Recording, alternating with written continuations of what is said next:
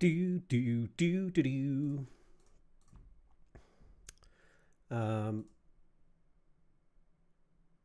Just checking that my stream is online properly. All right, let me have a look. Stream manager, Twitch. How we looking? Okay, proper title. It's the right game. Then we got to check YouTube, although I don't want to be downloading my own stream because that'll make my connection unstable. Check my YouTube channel. Content. Live. Oh, I need to create a thumbnail.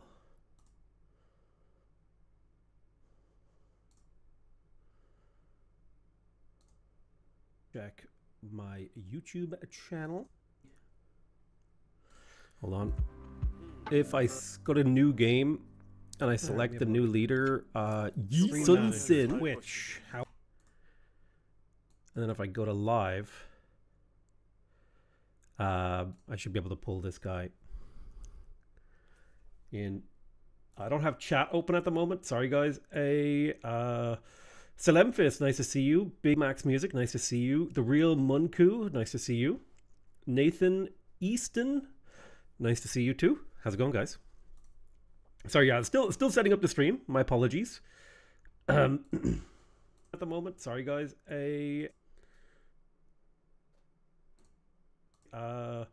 Salemfist, nice to see you.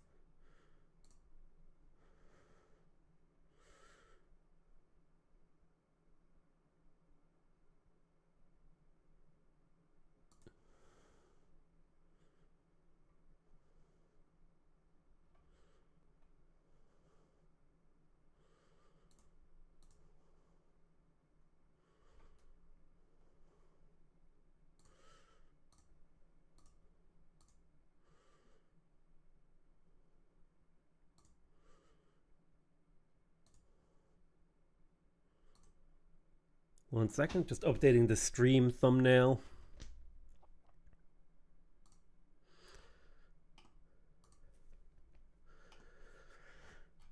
Okay.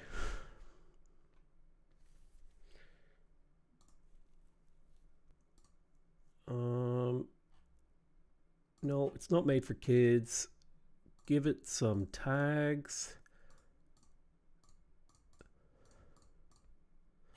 And then I need to add this.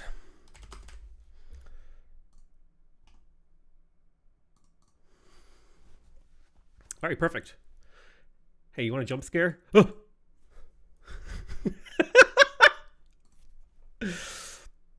Oh. Civs 7. This is Civs 7. Hey, Butthurt Gamer.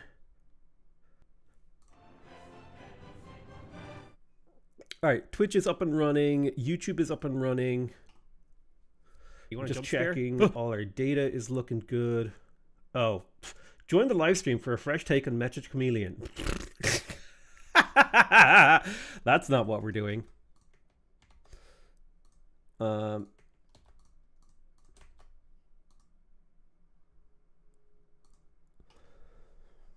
our data is looking good. Oh.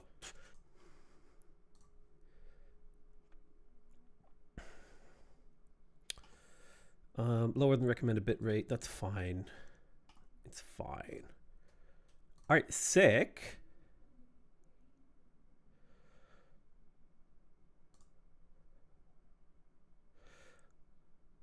I'm going to be a piece of crap and run a 3-minute ad on Twitch and then see if I can get, and then that'll give, I think you get like special bonuses for, it means people don't get ads for a while, right? Stream settings. Need to enable, I want to make a little bit of money from advertisers. Hell yeah. I want to take an advertiser's money. That means I don't take your money. It's literally monetization. There it is. I don't know why the monetization is off. Automatic.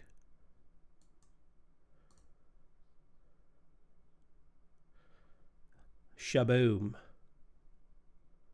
Volume low on your mic? Are you sure?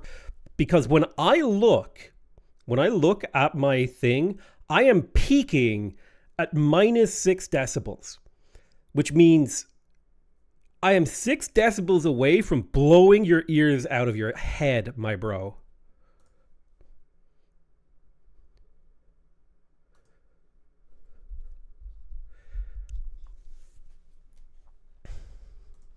Honk. Honk if you like ads.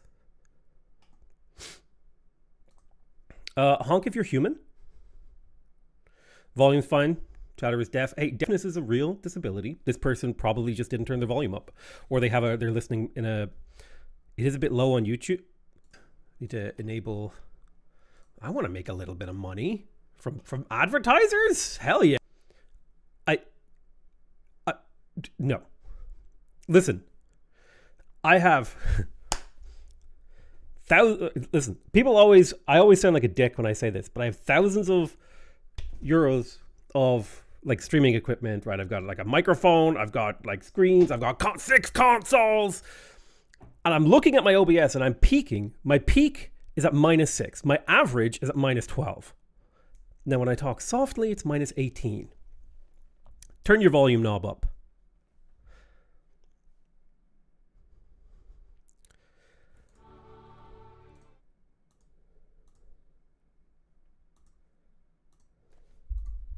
Here, you know what? I'll give you guys one.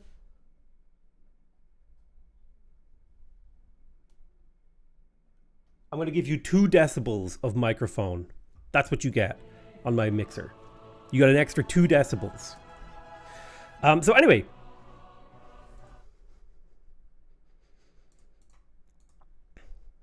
Let me pull out the chat. Hey, brother, how's it going? I'm doing good. So today we're going to be playing... Hey, Spuddies! Potato Big Whiskey here. I'm an unironic Civ 7 defender, but the fact that they're charging 30 euros for a DLC that's only 2 liters and 4 civs, basically nothing else, is crazy. I think I do plan on making a video about the pricing of the game's DLC, but I need to do a little bit more research on that. I've noticed that volume is low on YouTube. Yeah. I want to take an advertiser's money.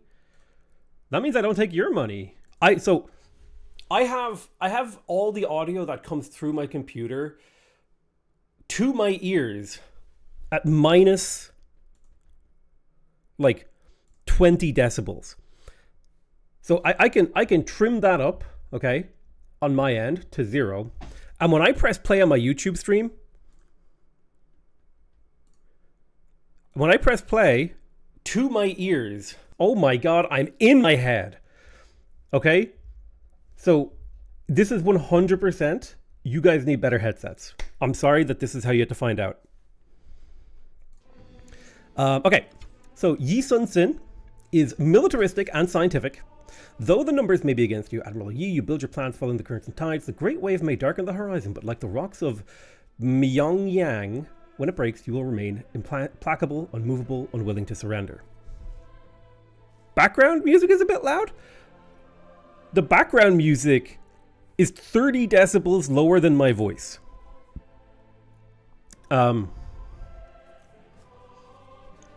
People constantly tell me to turn my background music up.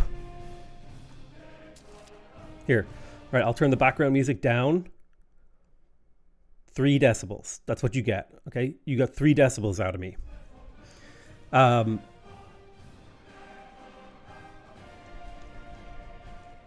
It's fine now? Oh my God. No more decibels. Can construct fleet commanders after studying discipline and antiquity. So this is something that actually there was a bit of discussion about this behind the scenes. I say behind the scenes in the Civilization YouTuber Discord, where we kind of just chat privately. And a couple of people pointed out that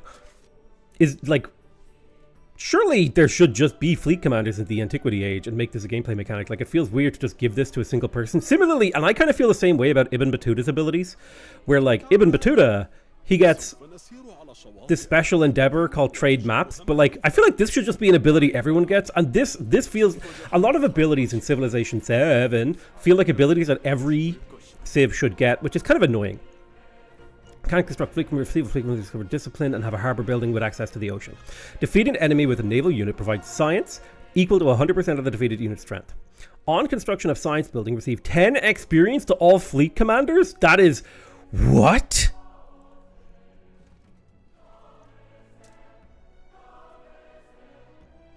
Good evening from Thailand. Good evening, good evening, good evening. It's not the size of your decibel, it's how you use them. Holy potato stream after I woke up. This guy was gaslighting. So true! Queen, go off. I actually don't like this guy's abilities. Oh no, like another military leader. We've got military leader, military leader, military leader. No. One of these is a military leader. Not a military leader, not a military leader, not a military leader, not a military leader, military leader, military leader,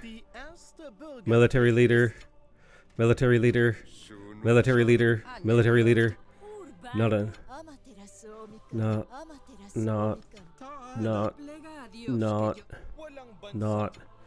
military leader. Kind of. Military leader. Military leader. Military leader. Military leader. Kind of a military leader. Military leader. Military leader. Military leader. Military. Oh, traitor. There's so many.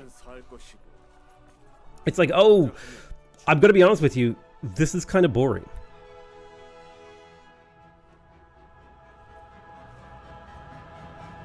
Really cool leader design, but I just feel like this is a boring set of abilities. I do not feel excited for this.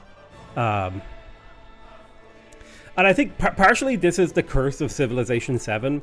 In like, when you played Civ 6, for example, and you saw a new Civilization, you were presented with like a whole gameplay package in one screen. Like you would see all their abilities together and you could start to draw lines between them and how they interact. One of the big problems with Civilization 7 is, right, like let's say I don't even know which one of these are new. But like, oh, maybe there's like some super powerful combo with some of these like civs that I can't just see because it, like, I'm designing my own experience. And that's actually one of my criticisms of Civ 7 is that like when you leave the player up to designing their own experience, but like picking a civ and picking a leader, you kind of like give them the opportunity to ruin the game for themselves, which is not like great.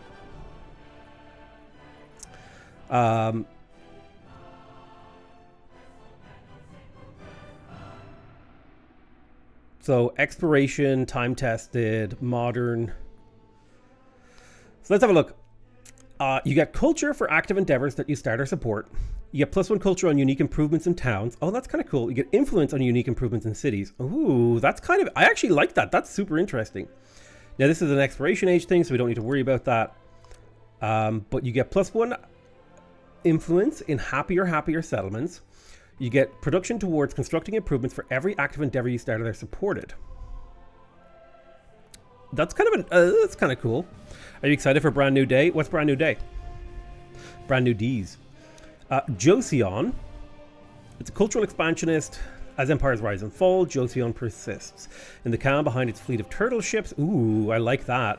Joseon builds a society that balances Confucian meritocracy and kingship, a harmonious order as all else seems to fail. Should turtle ships really... should this be a modern age civ? This feels like... Oh, no, it's antiquity. So, specialist limit in the capital that grows over time. Has an initial city limit of 1. Oh, towns can purchase tier 1 culture and science buildings with any town focus? That's actually insane. I was just... I think I was just playing a game recently with the Oxcast on Civ 7 and I was like, holy... Like, if they give this ability to a Civ, it'll be so powerful.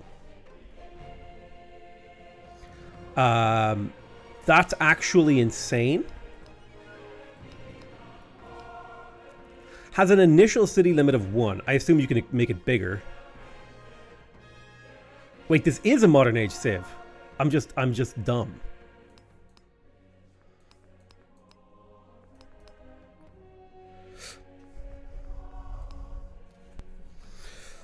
Cities other than the capital receive a specialist limit if they have a Seiwan, but if they don't have a Seiwan, they lose a specialist limit. You have 2. Dude, this civ is like this ability alone. This is a broken civilization. This is the only ability you need to break the game. This is literally the only ability you need to break the game. And also the combo with Caesar is like insane. Turtle ship, army commander. Okay, cool. Ooh, what? 0. Oh my god. Are you guys seeing the combo? The combo of Joseon and Augustus Caesar is actually insane. But like I always play Caesar and I want to play the new leader. Half a happiness. Dude, this is insane. This civ. Joseon is completely broken. Let's at least have a peek at Goryeo. Torn between the ambitions of its neighbors, Goryeo flourishes in adversity, melding martial skill with poetry. They fight as fiercely with arrows as they do with words, and forges for steel alternate with kilns of delicate stoneware. Guide Goryeo through the fire that it may emerge both strong and full of beauty. So you get culture for endeavors. That grows throughout the ages. Tourism from unique improvements. That's kind of cool. You get this unique improvement. It gives culture production for warehouse buildings placed on a vegetated tile. Okay. The Huacha and the Tori Bang. So you get happiness in happy settlements. Improvements. Okay. Cities get gold equal to their culture. That's kind of cool. Following your religion. Unique improvement bonuses. Okay. I mean, this is... is it even a choice? We play the overpowered one. You know what I miss? I miss in the older games, like this thing here actually, like you would actually see like a preview of the map when you were selecting, whereas like I feel like these are not very indicative previews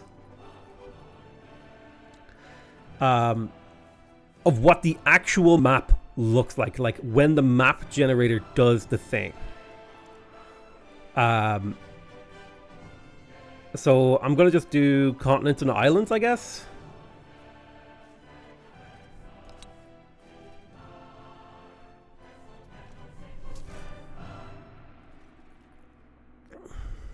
Do we need to change? Is there like any recommended changes? It's like I think I've just played default. The only thing I might consider turning off is crises, because that feature needs like more development in my opinion. Like they haven't done enough on it, I think. But yeah, let's just jump in. I think we just go default settings, right? We jump in, DD difficulty, default settings, jump in. 20 turn age ends. 10 is too few. 20 seems like a lot.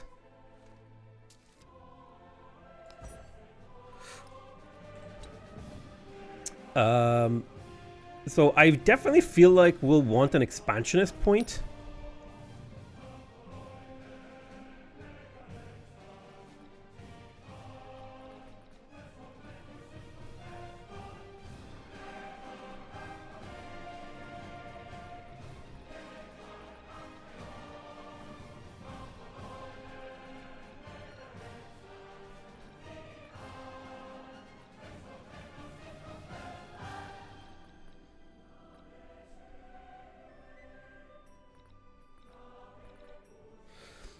I think 20 is way too many. Does he not have Twitch sub notifications on? Thank you, Kaizen. I appreciate your sub with Prime. I do not have a thing that alerts when I get subs because I'm not a good streamer. I used to have it. Maybe. Thank you, Kaizen. I appreciate you. And I'm reading a combined chat thing that doesn't show the primers. I'll set it up someday. I used to have it. Thank you though. Really appreciate you. Economic attribute point, militaristic attribute point. What are we feeling? This is what kind of a civ is this? Culture, military, science.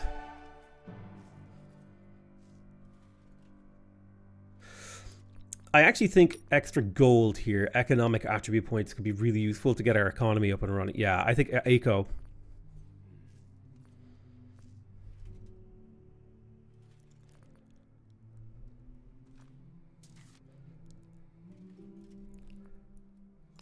Let's go.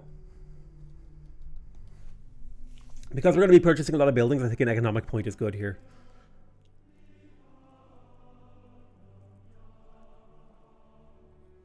Military for barbs. I never really have a problem with barbs. Yeah, third economic, you can get the 15% gold purchasing, which is huge. Agreed.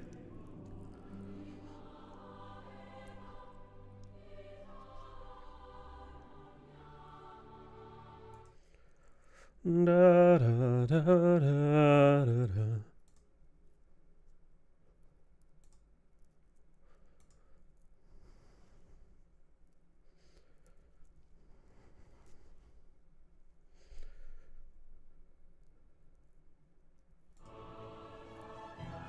Dude, I've been playing Song of Six, and like, I want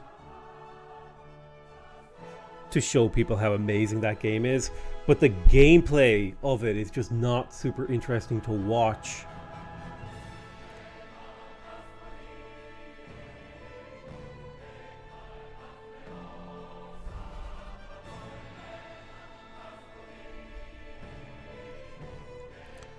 I do enjoy Civ 7. The game has slowly started to grow on me. Kind of like warts. Though the numbers may be against you, Admiral Yi, you build your plans following the currents and tides. The great wave may darken the horizon, but like the rocks of This is literally a limit on the number of settlements that can be turned into cities, so plan carefully. This thing loads for ages. My SSD died, and so now I'm loading the game from a hard drive. I just haven't bought a new one because prices be crazy.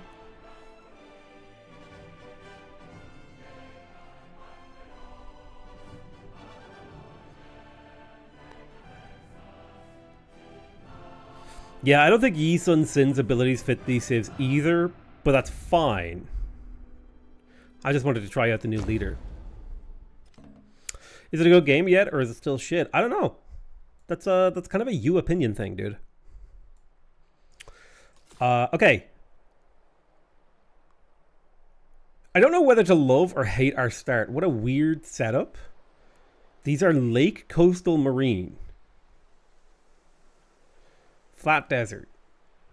Yi Sun Sin. We do have silver, which is nice. We have 2 copies of silver in the capital, actually, which is very good. I think we just settle in place on desert.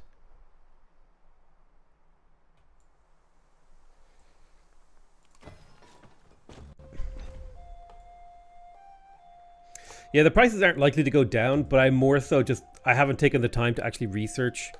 Hi, is Civ 7 still ass? I don't know. That's... we're just playing the game. I don't know why you think the game is ass, so I don't know if I can tell you if it's still ass. What a weird question. Alright, let's build a scout.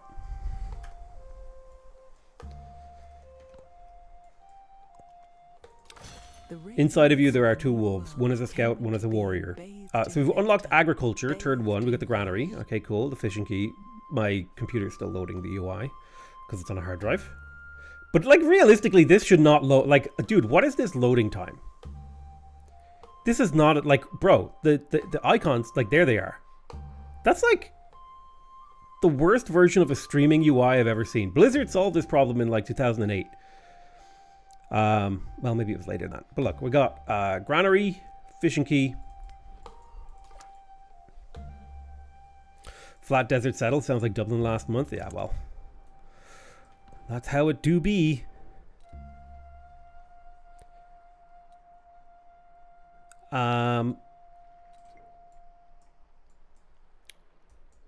God, it's so hard.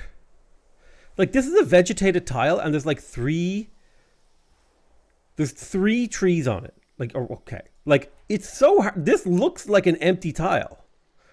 The rough tile thing, it's so hard to read the map in this game. The difference between this tile and this tile is not very stark to my eye. I don't know what we want to start with in terms of tacking. I'm an irrigation rusher sometimes.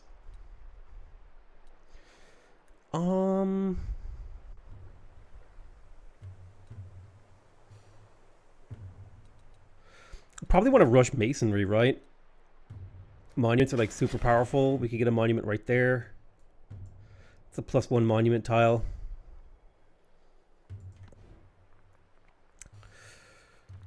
Let's get ourselves a couple more scouts. Scouts are really useful. We will use our economic point here to get +1 gold per age on the palace. 25% production towards settlers. Step here, do a little radar. Didn't find anything. Rip. Okay, so growth. I reckon some very, very weak tiles, but 1 food, 1 production, 1 gold feels good, especially because it leads to the silver. So we'll make our way towards the silver. We definitely want to get both these silvers up and settle as many cities as we can early. God, I'm so glad I installed the no gradient mod that gets rid of this crap behind these buttons. The UI looks so much cleaner without that.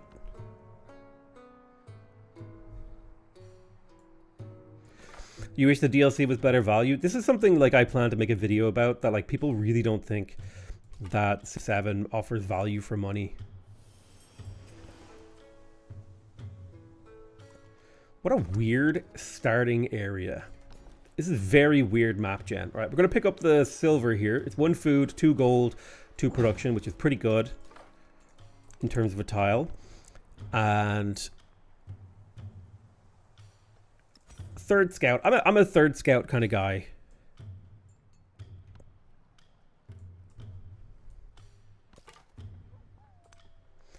Give me a radar check. Nothing. Nothing. What a weird start.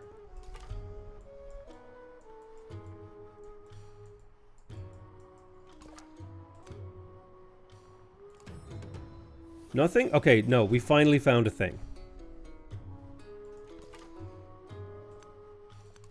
Modern age feels half-baked and we need more ages. I'm going to be real with you. I just don't think the splitting the game up to ages thing worked very cleanly with the hard border between ages. I don't think people like it very much.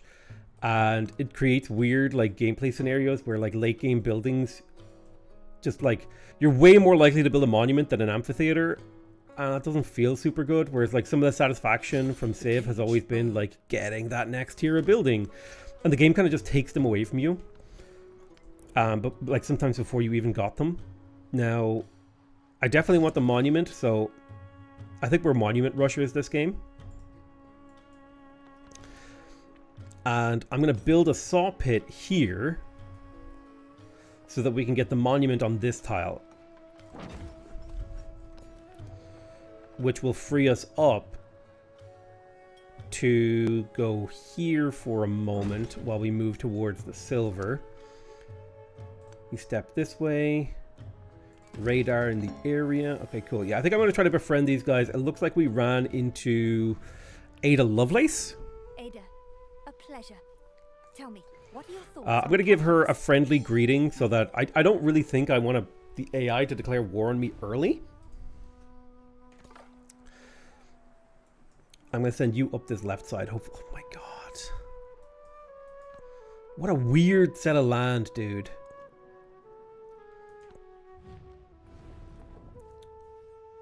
That's a lot of science. I'm going to save my influence for befriending, though.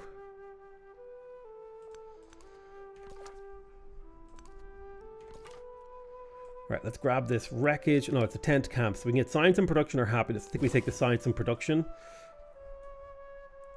Weird bad. Just very weird. Like, very strange terrain. Not a whole lot of room. Almost no goody huts have been found by us. I mean, we have coastal edifices, but that's not part... Like, we're probably never going to get them because it's not our build plan to go coastal. Ada spotted, everyone duck. Is there any religion aspect to the game? Kind of. It's just not. Oh my god, what a weird start location. I protect thee with this flame. Okay, so there's chiefdom. I think we're gonna want a lot of culture on this civ, so I'm gonna plug in charismatic leader. Diplomatic thing. Okay, cultural exchange. I'll take that culture as well. That's perfect. In theory, we could open discipline. We could also go for Josie on origins. The extra culture per population in the capital is really strong.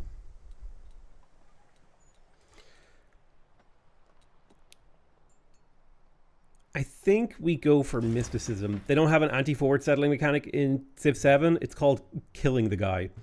Okay, we've got to choose a government. So we've got Classical Republic, which is about culture and happiness. You can get influence or wonder production. You get happiness on wonders. Or we could go for Oligarchy, which is about building buildings, purchasing things. Plus 200 gold immediately, scales by game speed. Plus 1 food in towns for each connected settlements. You've got food on warehouse buildings and happy settlements. This could be really strong for us. Very, very strong for us. Now, if we wanted to go more warfare-y, despotism does feel like the right direction. But I think early game, maybe Oligarchy could do a lot for us in terms of our ability to build up our economy. Is Civ 7 still bad? Are there any redeeming features? I haven't played the game enough to tell you whether or not it's still bad. I don't know if why you think the game is bad is the same reason I think the game is bad. And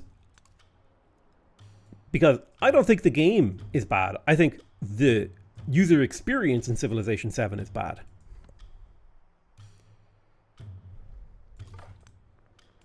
A vapor like an oven. Okay, sick. We found Thera. I feel like I find Thera every single game that I play. It's like this one natural wonder that I find, and it's Thera every single game.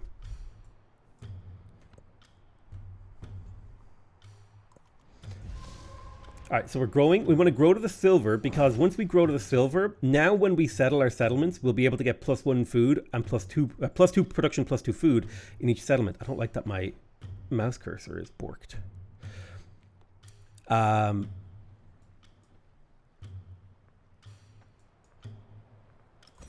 think it's high time we got our settlers. We have like potential locations. We really need the map pin system back. I miss it so much. 1, 2, 3. 1, 2, 3. I want to settle here. No, I might just settle here. We miss out on the pearls, but we get cowrie. So let me see. 1, 2, 3. Yeah, we'd miss out on the gypsum and stuff.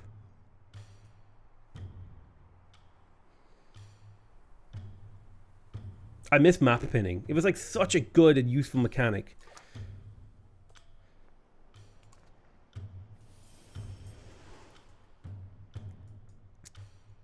I think settling in between these resources is like decent. Cowrie is useful because I can plug it into the capital and get a bunch of gold. So yeah, I think we'll settle here. 1, 2, 3. That does preclude us from settling this other stuff, but that's fine. 1, 2, 3.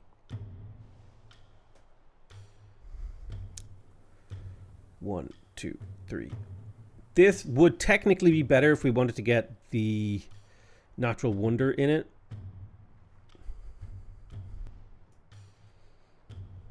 There's a very good map pinning mod. I have it installed, but I always disable my mods after a new patch. Mods?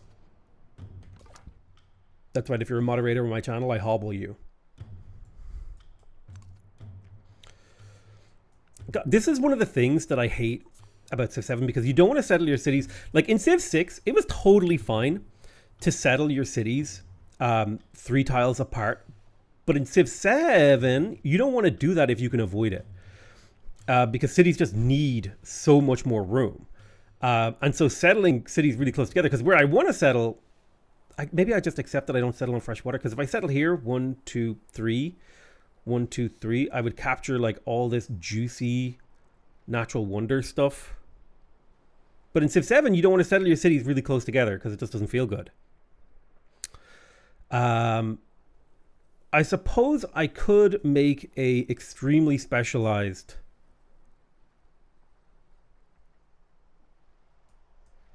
One, two, three. I suppose I could make a little coastal settlement right here.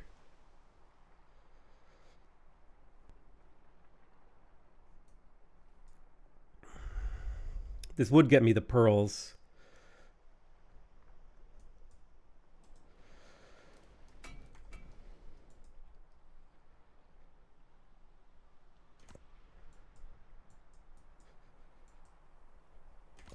I miss playing the land. I feel like in Civilization 7, I don't play the land. I play the settlement limit. That's what I'm playing almost all the time. Is like, how do I get to my settlement limit? And how do I claim as much land as possible? Not about like, where do I settle my city? What's a good city location? I'm never thinking about adjacencies or anything, because when I'm settling a settlement, I'm choosing, is this going to be a city? And like the analysis.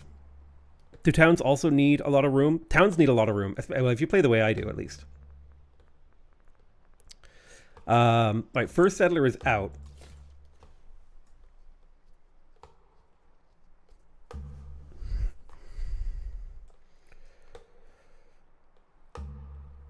I'll go settle there. It's fine if it's not on fresh water. It's just not ideal.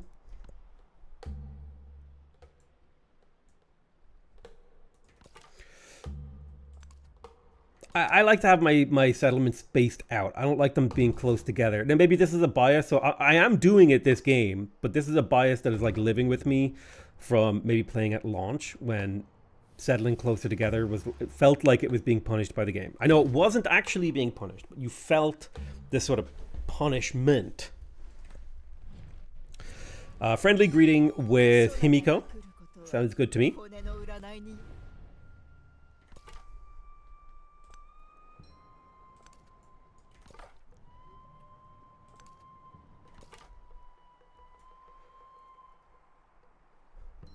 I think I'm going to have this scout hang around down here in the south so that we can explore these islands when we have boating proficiency. Are you still befriending the city-state? Yes, when I have the influence in 2 turns. But like, this is another thing that like drives me crazy in like a lot of strategy games.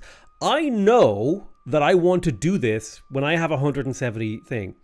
Why can't I just like shift click this?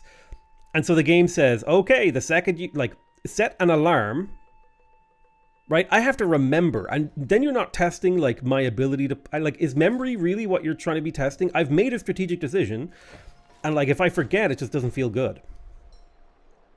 So I think the flax is a good pickup here. It's worth science and culture.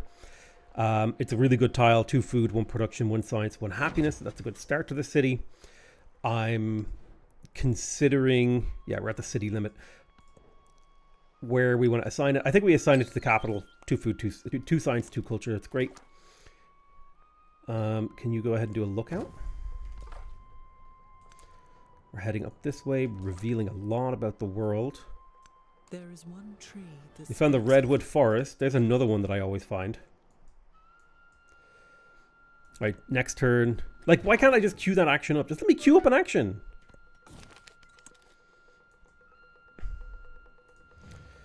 Befriend independent. It'll take 30 turns. It's a lot of turns, honestly. I'm going to take a moment to heal up on this guy. Alarm, yes. Auto buy at 170, no. Well, yeah, like...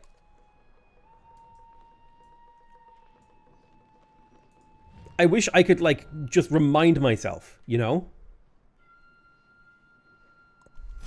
He was the first to Okay, there's masonry. We have monuments. We are going to want monuments. We can impose new taxes or production on the palace. I think production on the palace is great, but I'm going to go for the impose the taxes here so that I can...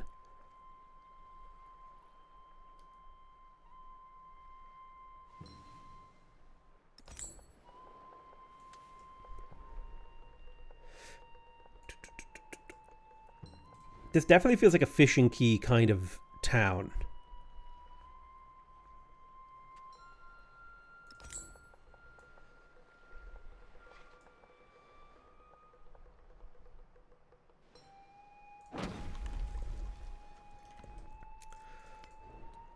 We could go for masonry too, but I'm going to go for irrigation so that we can go for a fast 4th settlement.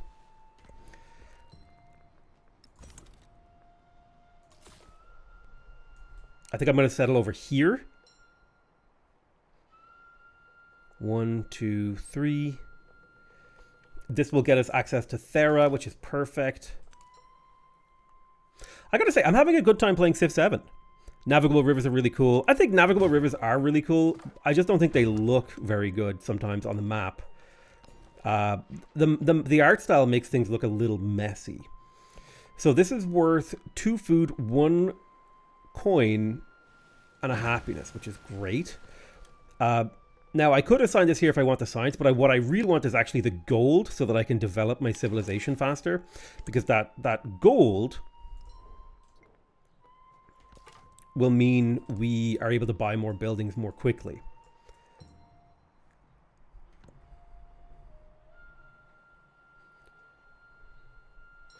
The settlement limit is easily... I understand why it's in the game, but it is my least favorite part of the game, and I complain about it every time. Ooh, gold? +1 gold and happiness in all settlements. Man, I miss the old gold. Old gold was sick. I would love to get that gold. Maybe I divert a settler over there. It's pretty far, but scaling gold and happiness is very strong.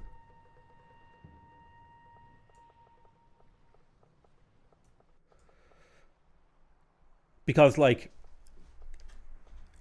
this basically means for every city we have, we will get 2 food, 2 happy. Yeah, I think we go for it. I think we divert. There is another world. Okay, there's mysticism +2 gold in all settlements. Unlocks founding a pantheon. We are going to want our early mysticism boost.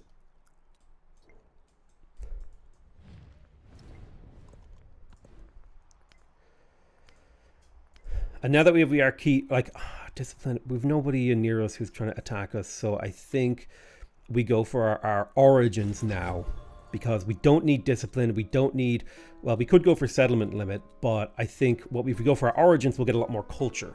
So I think that's what we'll do. In terms of pantheons, I'm a really big fan of City Patron Goddess. But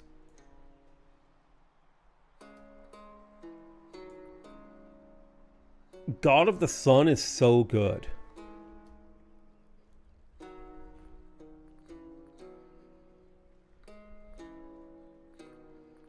I really, really, really, really like God of the Sun. The rainbow yield feels really good.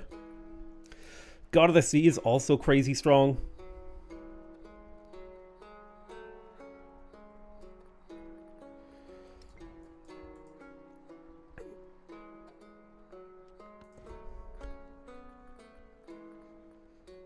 I'll go for God of the Sun. That's a fun one.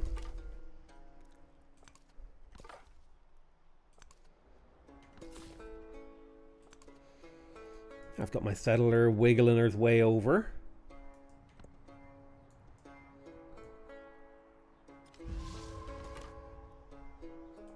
You're in full retreat because you don't want you to die. I don't like that scouts can't fight.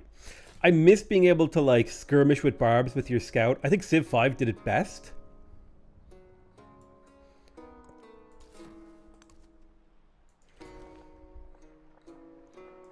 So I want to get the 1, 2, 3. Yeah, this is out of range of the capital, so I will get this in you.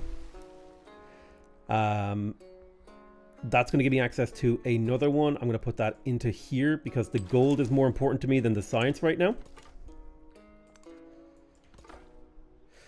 And I have the influence to boost our support, taking this down to 16 turns. It was like 27 or something. 27. More gold up here. That's great.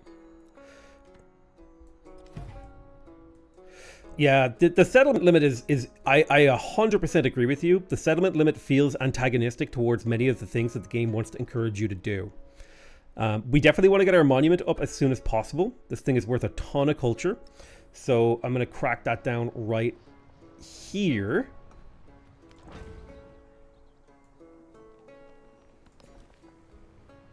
Now I could play specialist, but I'm not going to. The tin is useful for production. So let's grab it. Take a moment to heal. I have another settler going there.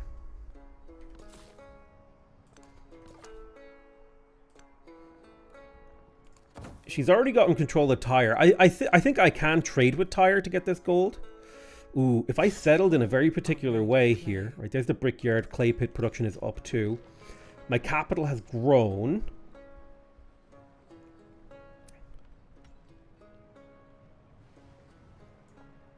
Let me see here. Salt. The cotton. We could go grab that cotton. It's not a bad tile. So I'll go for a fishing tile. How does the settlement limit work with conquering cities? Just conquering a city adds settlements. And you have a settlement limit. If you conquer too many cities, you go above your limit and you start getting happiness problems. Do you think they'll keep the naming scheme? Yeah, I think they'll do a Civilization 8. Like, why wouldn't you?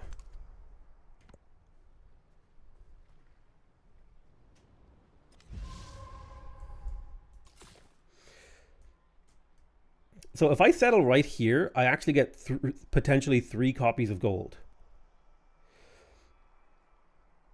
Which is 50% better than 2 copies of gold.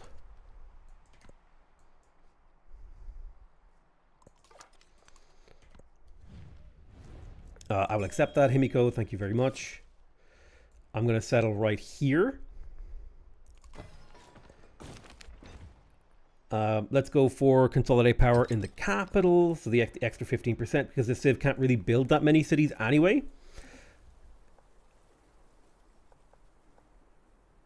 I want to get control of Thera because it's a highly valuable area worth 4 culture, 2 happiness per tile.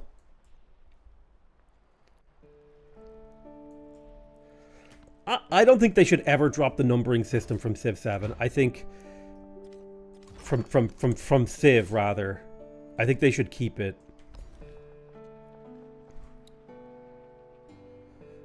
Because in an environment where everyone is dropping the number, you stand out by not doing that. That's my opinion anyway. Okay, so we want to grow towards this pearls.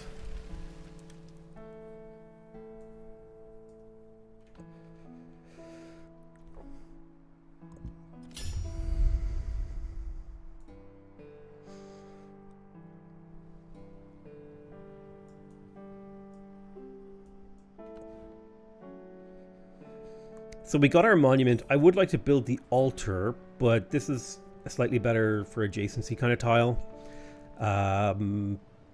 We want to wait until our next growth event. I could build the brickyard right there.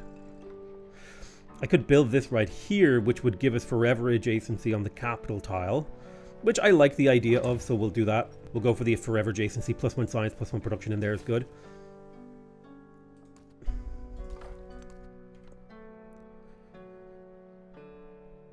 Hi, Lewis.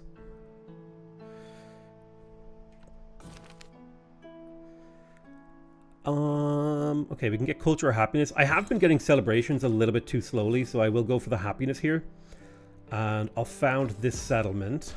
Now, we are over our settlement limit, but that's fine. +1 expansion is attribute. Beautiful. You pick up the gold for me, because that'll help us with our happiness. Now, we can either go for food per age on warehouse buildings or growth rate in cities. I think the food per age on warehouse buildings will really help us accelerate our build in the early game.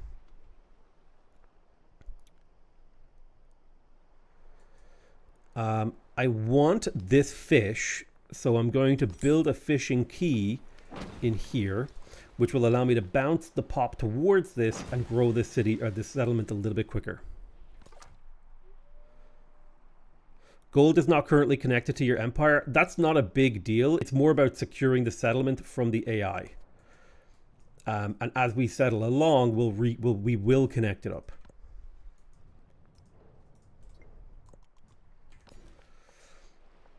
Let's grab the fish. Then we want the fish to go into Daegu so that that grows faster. In terms of our celebration, I think getting the 200 gold right now will allow us to buy a building. I'm going to go for the +2 gold in every settlement. We're up to 43 gold per turn. I know I have a defenseless settlement. It's fine. If it becomes a problem, I'll buy a unit. You know what? I'm just going to, for the mental piece, I'll buy a slinger in Donghae.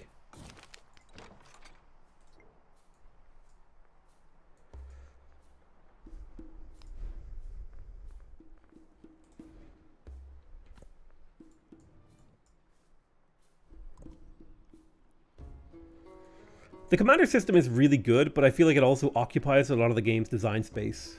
In the sense that, like, ooh, if I explore this, I might be able to connect my empire coastally because I have it unconnected. I have a continuous water surface.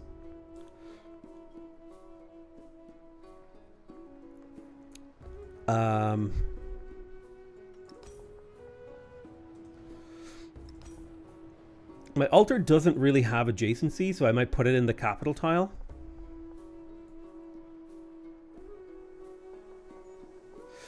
If I put it here, I could put a library right there, which feels good, actually. We'll get that altar going.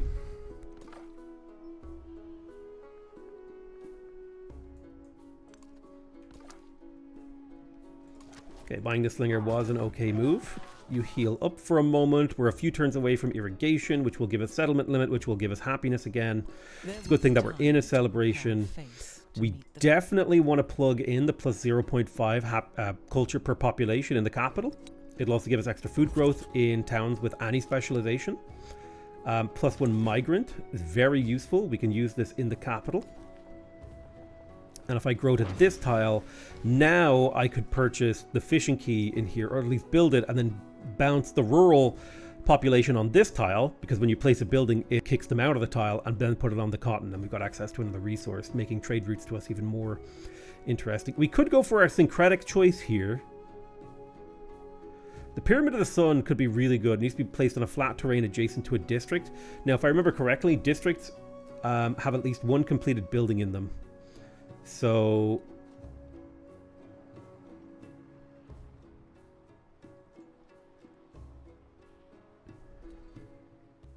let's go for the Joseon Foundation.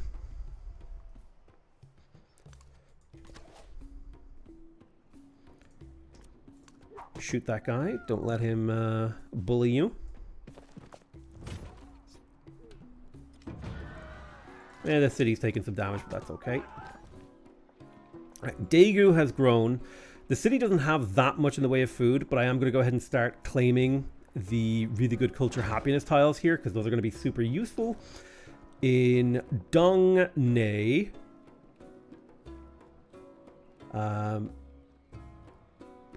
kind of main goal is to grow towards the gold, so I'll grow here. They're not barbarians, they're independent peoples. Civilization is woke now, guys, remember? There's a barbarian boat coming for me! Okay, yeah, we want to get the pearls.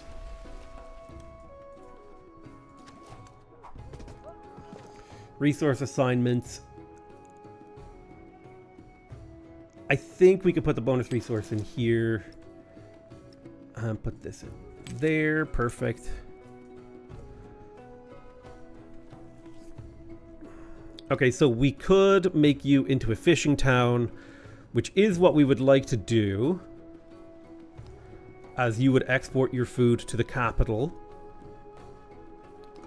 helping it grow. So let's make you an early fishing town. You won't grow anymore, sadly, but it's not very important. So we'll get a nice happiness boost once you finish irrigation, just in time for our celebration to be over. Oh my god, there's so many boats. I might need to recruit some boats myself. The essence of all beings. Okay, irrigation is completed. We could get the hanging gardens. We're not interested though, I think. Let's purchase a slinger in the garbage disposal. Bing, bing, bing, bing, bing, bing, bing, bing, bing, bing, bing, bing, bing, bing, bing. I'm going to go ahead and research sailing so that I can get access to the galley so I can fight off these barbarian boats. We got the altar in here. I do like the idea of the granary. We could build the hanging gardens. +1 food on farms and settlements. 10% growth rate and an expansionist point. The expansionist point would be great because if we check our attribute trees,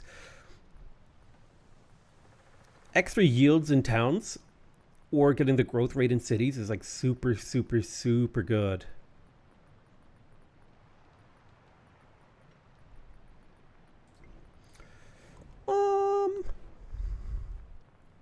Let's try for the hanging gardens. If we fail, we fail.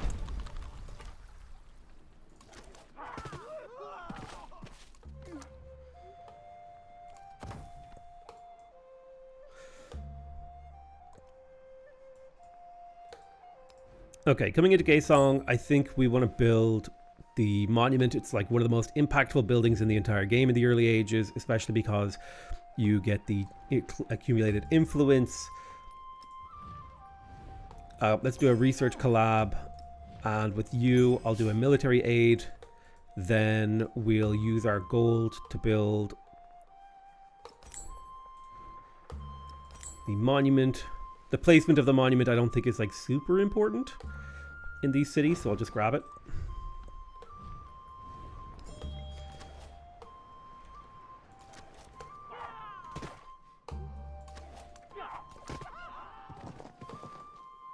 Can't really be doing any scouting right now. The scroll bar, let's try not to talk about scroll bars, okay? There's a lot of scroll bars in this game, almost all of them unnecessary. Okay, so we grew in the capital to the cotton. I think here we want to keep pumping up our culture potential. We'll keep grabbing those. We have finished with Kutai Marta Depura. So we can get food from resources, food on food buildings, doubled in towns, free settlers, settlement limit. Settlement limit could be interesting. Let's see. +1 food on farms on desert terrain in the settlement. There is a couple of deserty kind of settlements for us, but I don't think the Yak Child does a huge amount. It's a lot of investment for not much, whereas I think settlement limit is like extremely powerful, especially because we have like scaling. We already have 2 silver. We have a lot. Most of your abilities scale based on settlement limit, so getting settlement limit is quite powerful.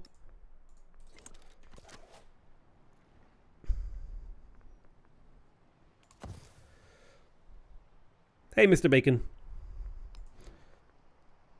I think I'll save up gold to buy a settler, and that'll be how I get my settler.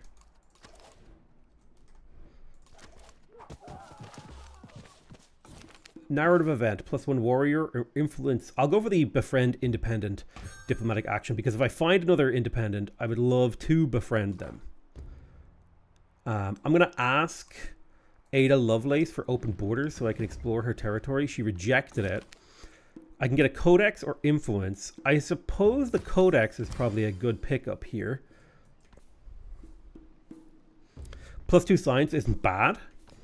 We can grow a town. Dongye is growing. Let's grab the gold so that when we eventually connect it to the set to this. Himiko dislikes native of both culture and happiness building their settlements. Okay, so she's unhappy with me because I started buying like monuments and stuff, which is, I mean, like, dude, I need those.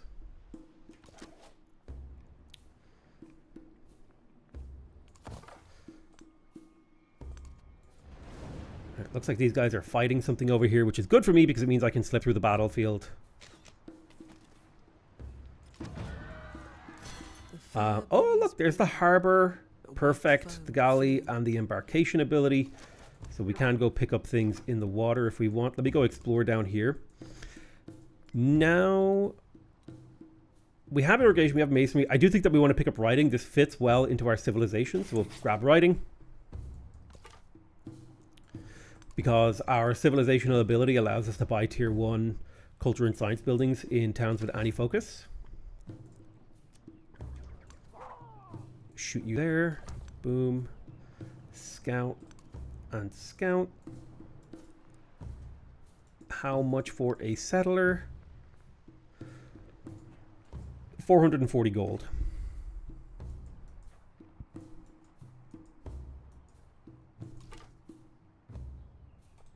Right, I'll step one tile this way and then I'll do a radar. We found another... Oh, okay. Somebody's already befriending them, so I think I'll just ignore those guys. Go get that coastal edifice if you can. A nice little thingy here. My slinger and my capital were under attack. It's fine. We go ahead and sling them. My slinger over here, I'm going to put you on alert, and then I'll go to the next turn. Sounds good. Yeah, capital is under attack. I don't think it really makes a big difference here. I'll use the slinger in my capital. I'll damage this guy so that we can get rid of him. Commanding my scout over here. I really want to try to find more things on the map that I can interact with. So I'm going to keep scouting. Maybe I can find another player. Maybe I can find some city-states. And I don't have enough gold to buy a settler, so we'll chill for a turn.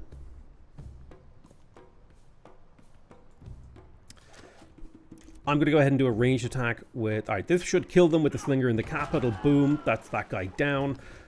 We have growth in Daegu, and we're still trying to claim all of the natural wonder tiles so that we can have a really strong culture game.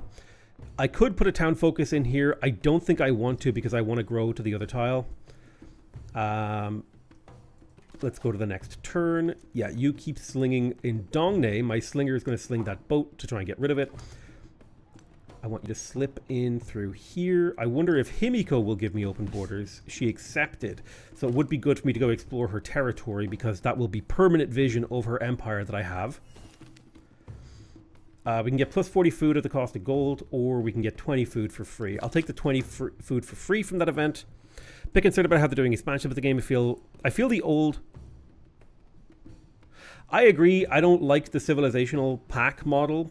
I think here's the thing. They're doing the overhauls for free. They're doing the overhauls and free patches, and then just new content is being sold. So I think they're trying to thread a needle here.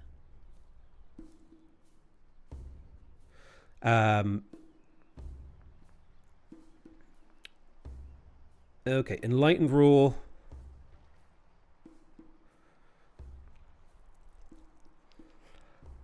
Pyramid of the Sun. We would like to build a Pyramid of the Sun. I think we can drop Charismatic Leader for the extra wonder construction because we do have 2 wonders we would like to build. Cultural attribute point or the expansionist. I think my gut says, well, the cultural, actually, the first point of the cultural is like so powerful. A single point in culture is very, very strong. Whereas another point in expansionist is like decent. But I think this +1 culture per age, again, this just scales on the number of settlements that I have. So I think the cultural attribute point here is just very, very powerful. It's going to really skyrocket our culture up to 44 culture per turn. My capital has grown.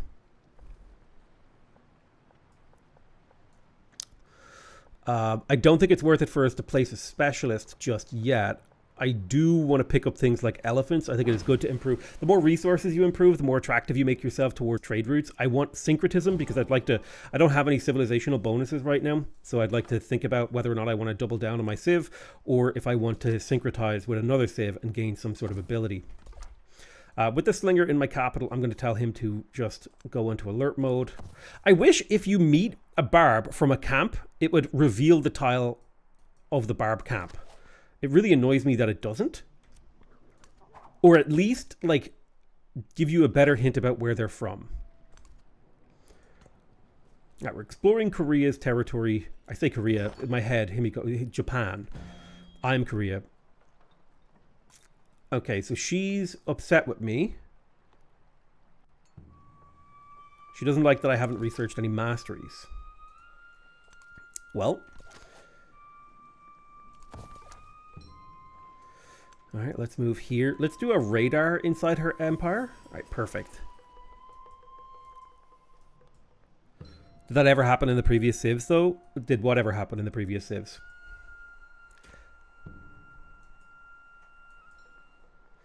Next turn. Okay, we got a scout here. Let's see if we can slip up to the north with this scout, because information is power. Okay, you're in position. I have the gold for a settler purchase. Let me go ahead and... The barb camp's getting revealed. No, but I wish it did. In previous games, scouts could fight, and that's the difference. Whereas, so you could like slip in and you could skirmish with the barbs, but in Civilization 7, so like you could slip by and reveal the camp, but in Civ 7, scouts can only take 2 hits and then they die. And so it makes revealing barb camps a lot more difficult with scouts. Okay, there's writing. We get libraries and research initiatives. Cool. So we do want to build our libraries. I think we are very much so a science and culture civilization. We're going to grow towards this gold, because if we can connect this to our network, it'll be insanely strong. Ooh, there's triple silver here. This settler should 100% go to try to nab that triple silver from Ada Lovelace. It'll probably provoke her into going war with me, but it's fine. I think you like going writing 2 after writing 1. Let me have a look. It's 5 turns for a codex. I already have a codex, so I wouldn't be able to store it anywhere. I would be more likely to go for maybe currency.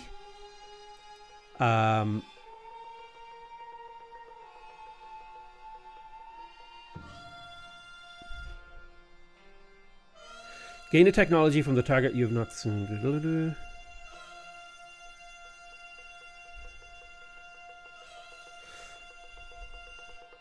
I re-hate pretty much everything about the user experience in Civ 7, Janaisen. Like, the UI, yeah, it does look harsh. The map looks fine. No, I don't think this map is gameplay readable.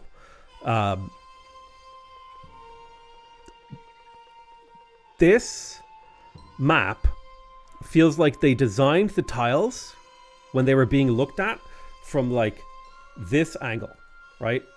Like, oh man, look how beautiful and amazing this tile is. Not from this angle. Look how much detail. Look at the intricate, amazing, gorgeous detail. This is how I play the game.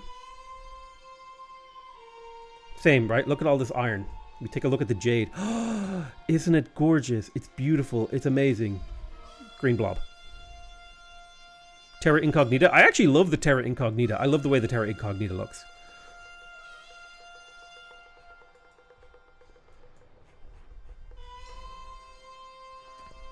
Is there a way to increase the city limit? I'm going to prevent her from denouncing me, because I don't want her to go to... I don't want her to have a war support. It looks so good zoomed in, but we don't play the game at this zoom level. This is the problem with Civ 7. It looks like if you turn the UI off and you just sat here, this is like the world's greatest screensaver. But you look at it from here.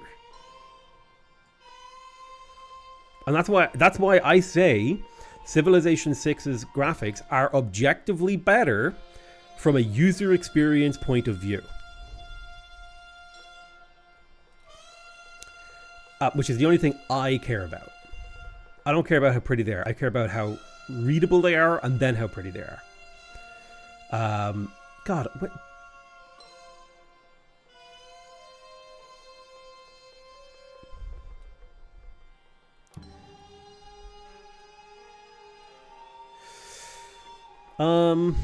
I should really have a think about what triumphs I want to go for. I don't think I'm going to be able to do pulling the strings.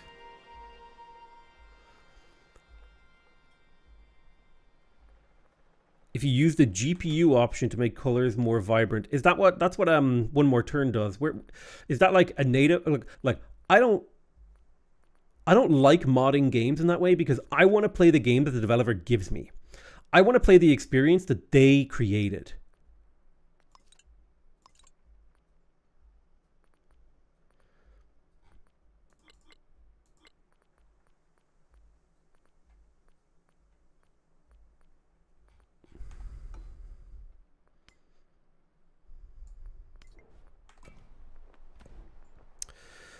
I mean, here's the thing. Putting Civ 6 skin onto Civ 7 probably wouldn't be very hard. Like, all you would have to do, because they're built on the same engine. I think it's totally fine to really like Civ 7 if it really vibes with you. Like, have fun, dude. Play your game. I like Civ 7. It's a fun game. Things about it I don't like. God, I really don't know what tech to go for here. I mean, if I go for engineering, I get +4 culture in the amphitheater. I think maybe I should go for currency to pick up gold buildings, as that would allow me to buy more tier 1 science and culture buildings in my cities. So I think currency might actually be the play here, as it will also give me access to GDP stuff. So I think that's what I'm going to go for. And then we're going to keep trying to slip north with this scout. It looks like they're building the Colossus, which I haven't even unlocked yet, which feels bad, man. Yeah, I really don't like the elevation change system in Civilization 7. I think it was a cool idea, but I don't like cliffs. I think they made the map worse with cliffs. I think they made the map worse that you can't place cities or buildings on resources. And it's very hard to tell when terrain is rough. I agree. So there's the Hanging Gardens. Fragrance pervades the walkways. I'm genuinely surprised that we managed to get this without much competition. Stars of heaven flow in the pleasure garden. That's a beautiful wonder. That's going to give us a expansionist attribute point. You love cliffs, not going to lie. I don't think they really add anything to the gameplay. A good time to start Civ 7 again is stable and fun. Our map's better and most bugs gone. I think the game has been improved pretty heavily. What I really need to do, and I'm actually going to write this down. What I really need to do is I need to do a video, and I think a lot of you guys would find this really useful, is like a comparison Civ 7 versus launch. Like, you guys need a Civ 7 versus launch video. And I might even draw upon some other creators for like their knowledge and experience. I like the growth rate in cities, but this benefits one settlement. This benefits all my other settlements. So I'm going to go for the +1 population in towns, as this is going to allow me to expand my industry quite a bit. This one is definitely a fishing town, so I'm going to focus heavily on the fishing side of things. Now the question is, do I want to start growing for a bit? I could grow and stop pumping food into my capital. We benefit a lot from food going into the capital though, so I may keep this as a fishing town. Daegu can get its last tile there, and then it is a question of how important is it to pick up the jade and stuff. I wouldn't say it's super important, so we may specialize this town as well. Let's get the third gold. So if we can get the city connected, it would be big. We got the Hanging Gardens. We definitely want the Pyramid of the Sun, but I want to build the library first because I want to put the Pyramid of the Sun like here. So let's build the library first. It's going to be a +6 science library. I clicked through that really quickly. Sorry. I sometimes do that. There's going to be a +6 science library. I have 300 hours in this game. I still don't quite understand towns. Cities just seem better always. Sure. I will make a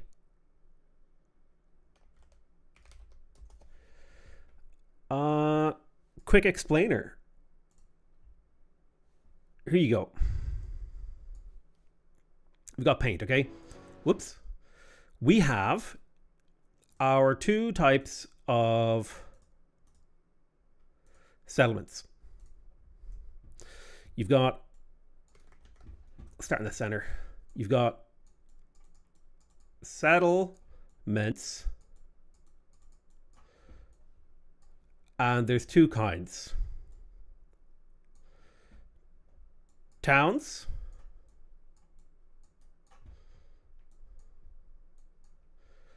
and cities.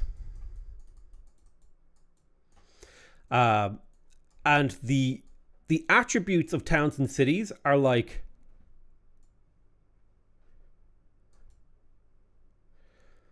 they're like polar opposite, right? So like towns are great and gold generation. Cities consume gold, right, with maintenance.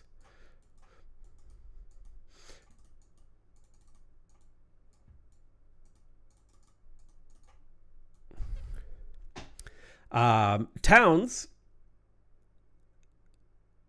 are really good at growing fast.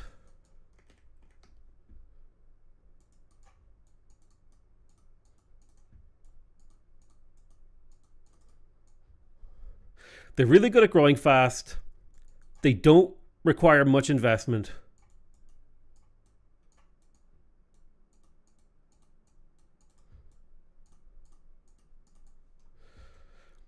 Cities, they grow slowly.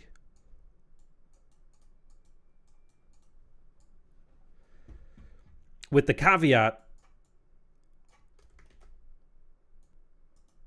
without food from specialized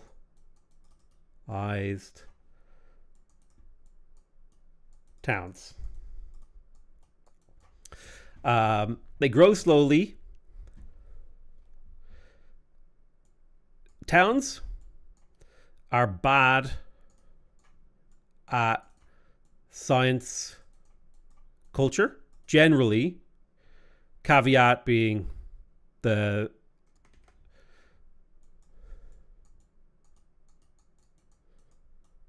special exception. There's always exceptions to rules, right? So they make a lot of gold. They're fast growing. They don't require much investment. They're bad at generating science and culture, with the exception of the special town.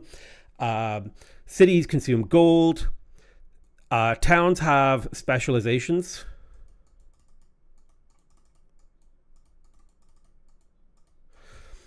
Towns, this is a really important one, increase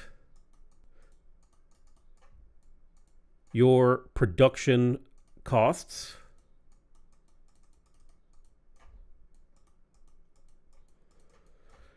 Great at culture science. Amazing with specialists and adjacency. And you can build wonders in them, which is super, super, super important.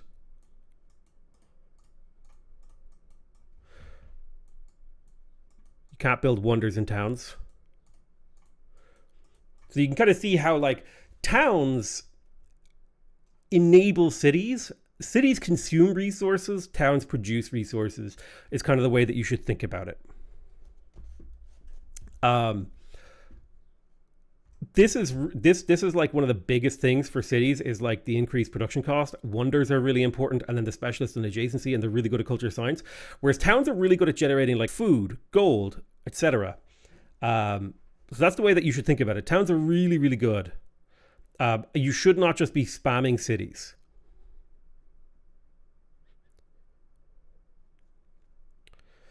I could keep writing here, but this is like the general vibe that you need to be thinking about. Only cities can build military units with production. One of the big advantages of cities is when you convert from a town to a city, you get the full value of the production in the settlement. Whereas, like, a very simple way that we can illustrate this is, right, like a slinger costs 30 production, right? Which is, you know, if I had 30 production, I could build a slinger every turn. A slinger costs 120 gold to purchase in a town. So if I had 30 production in this town, which gets converted into gold, it would take me 4 turns to buy the slinger. So the way that you can think about this is cities benefit from production 4 times the rate that towns do. Now that's a very, very simple heuristic.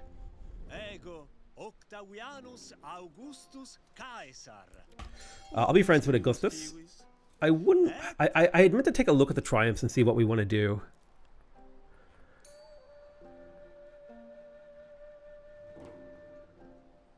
I like doing the expansionist ones. So maybe I'll do found 8 settlements.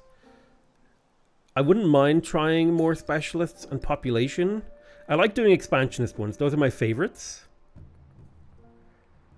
Okay, sick.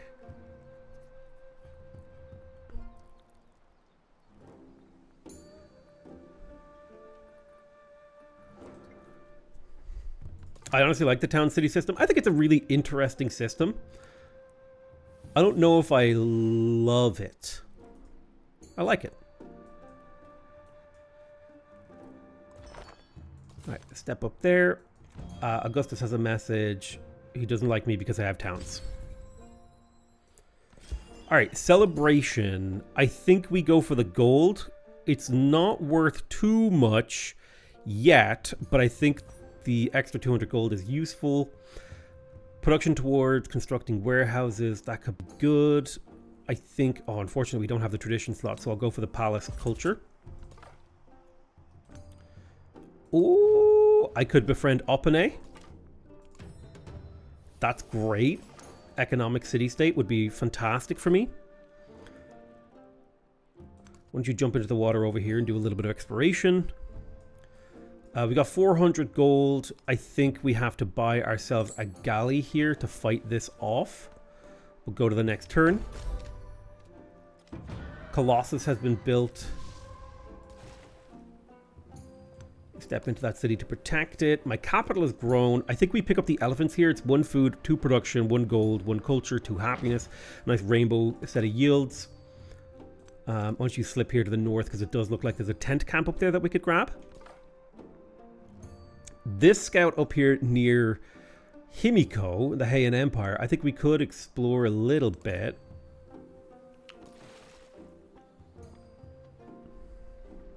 Yeah, somebody built the Colossus, Ripperino. Of course, I found like all the barbs in human history on this island. It looks awful compared to previous Civ games. I agree, I don't really like the art direction that they went with in Civilization 7. I'm going to settle this settlement here. And I'm actually going to grow to this silver first so that she can't steal it with Sheffield. Well, I'm stealing it. She can't try to take it back. Hey in Japan is uber fun. I've never played him. So this guy's probably dead. Which is like, it's just so annoying that like scouts die so easily in Civ 7. They need to be given like twice the toughness.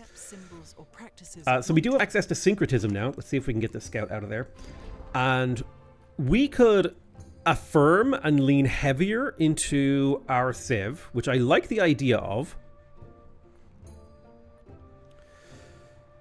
We could go for Carthage Punic Port. Oh, that actually feels really interesting. Scylla would give us a unique quarter, created by constructing a lecture hall and pagoda in the same district. You get +1 gold for every resource assigned to this city. That's a city thing. Culture for adjacent wonders, resource capacity in the settlement if it's placed in rough terrain. The pagoda gives happiness and influence adjacency for wonders, mountains, and natural wonders. The Punic Port seems kind of crazy and would work really well with our build.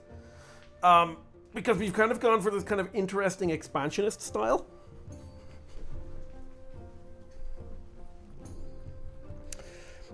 Pretty much all of our settlements are coastal, so we could go Punic Port, Punic Port, Punic Port. I do like the idea of getting the half a point of happiness in the tradition slot, but this is so much gold potential. The resource capacity is super good.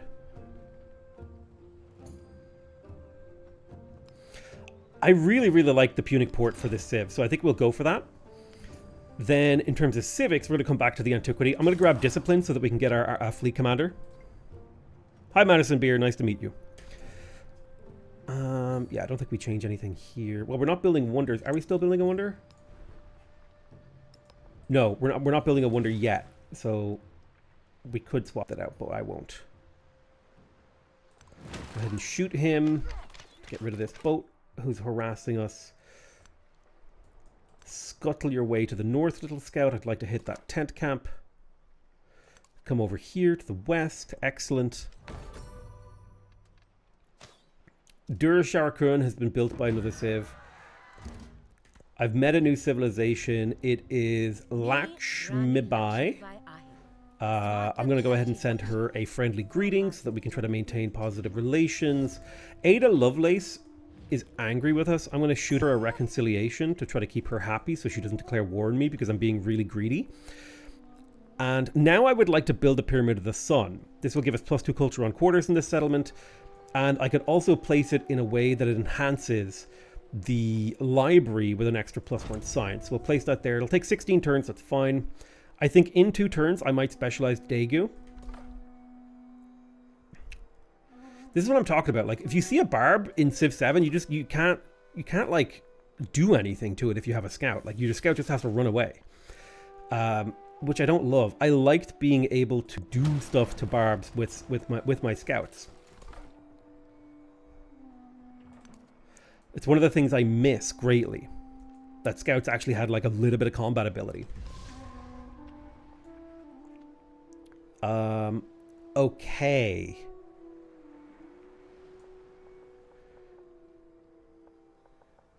Now, if I am going to specialize this town, it would probably be as a resort town.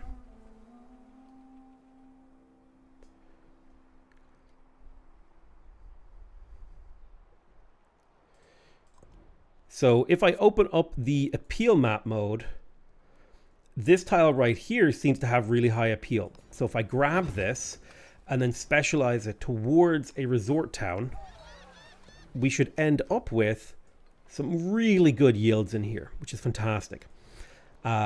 Which is going to give us tons of gold to spend.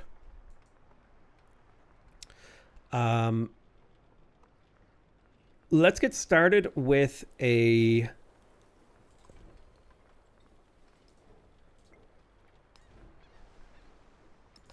harbor. We want to develop our economy first.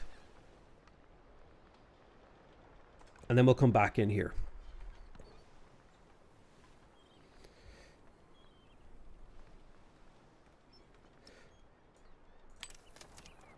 I'll put a cotton into Pyongyang. Pyongyang.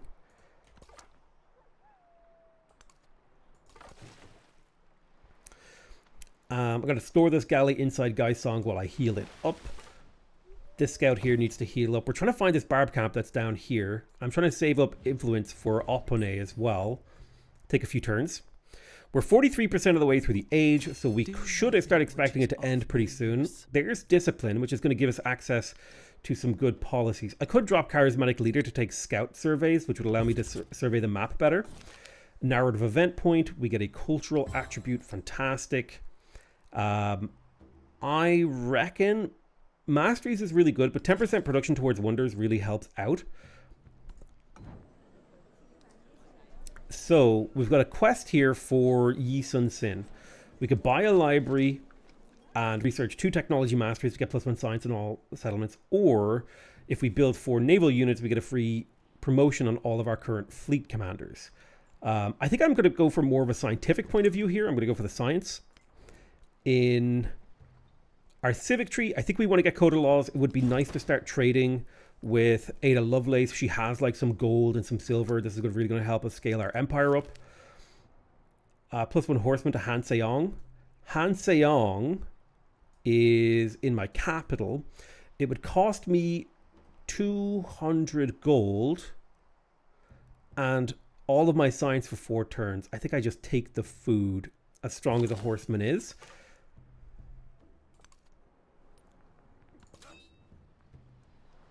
All right, there's my army commander. I think we just put him into alert mode. Our naval commander I'll send up. Oh, wow, you have to go all the way around here. I might actually be able to get some exploration done with you. My poor little scout getting wrecked.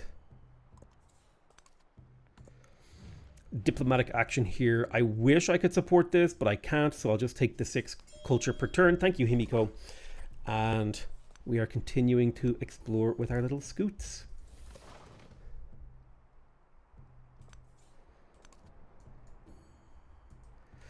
Glad to catch you streaming. Been loving your Twitter bangers. I appreciate it, man. You expected altar spamming? Altar spamming is decent, but it wasn't like... My thought was, like, we just get rainbow benefits. I don't think we really need specialists as it stands right now. So I think I'll pick up this salt. Then we'll go to the next turn in Pyongyang and we can get a silver online. Then I can buy a monument here, which is a 6 culture monument, really strong, which will allow me to place the pop that was on this tile onto this other silver. And now we're up over 100 gold per turn, which is really, really strong. Happiness in 2 cities is... I only have 1 city, so I'll just take the culture, or the diplomatic influence. I'll do the same thing with Himiko. I don't think we need like a tons of happiness. We need about 1,000 gold per city to build a Kothon and dockyard, which we definitely would like to do. You take a turn to heal. I'm waiting to befriend Opane. Come down this way. We'll go to the next turn. And I'll bring my naval commander around. So this scout is just kind of stuck somewhere, like, annoying, and you can't really get good scouting off. It's fine. It annoys me, but it is what it is. This scout's in a much better position for scouting right now, so I'm going to cross the river and see what we can do here. What's the go? They fix his yet? What? No, we didn't reveal too much around here. There could be a potential fishing village here later on in the game. Have you seen the Odyssey? No, but I want to go watch it in IMAX, so I haven't gone to see it in the local cinema because it doesn't have an IMAX. So there's Bath, Market, Odyssey, these nuts. I mean, if you want, it's not what we don't do that here in this chat. But if you want that, go talk to your mom. 1, 2, 3. I would like to get control of this gypsum. So I'll grow that way. I'm not sure the format works, the IMAX format. Well, Chris Nolan disagrees with you. And he's the one who made the movie. So have a think about that. I like the... I'm glad that I picked up currency. Do I want to get codex? Let me see. I have room for 2 more codices. So I'm going to pick up currency 2 for the trade range. I think that's useful. Dongne could be specialized.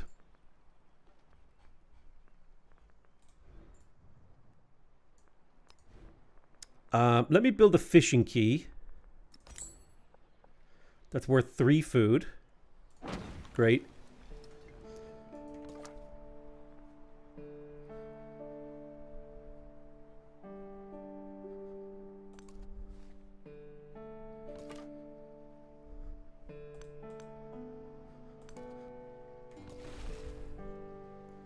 Yeah, no, when I watch my movies, I prefer to watch it at home on a classic hand-cranked film projector.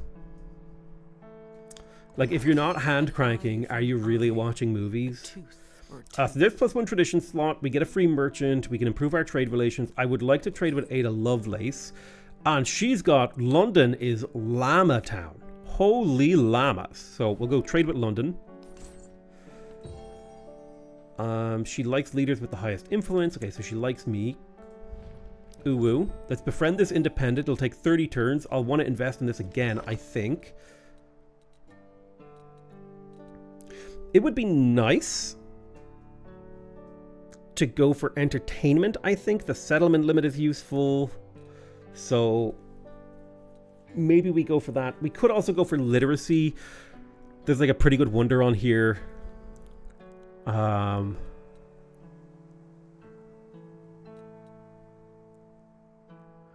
Wonders give appeal to adjacent tiles. Breathtaking tiles receive... Ooh, that's cool.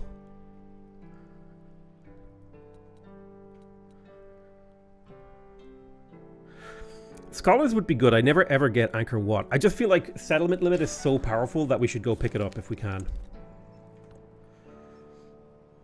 I'll plug in Fractal Cities, Tradition. I'm not going to change anything else though because I'm happy with the settlement that I have. London has always been known as Llama Town. That's what I'm saying.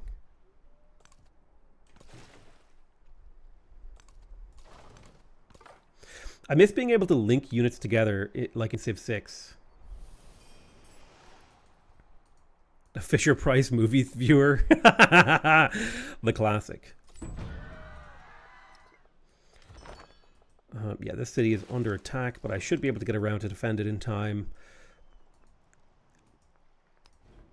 Dongne.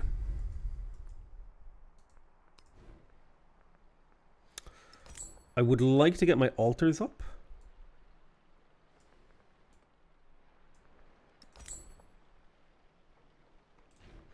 It's a lot of happiness.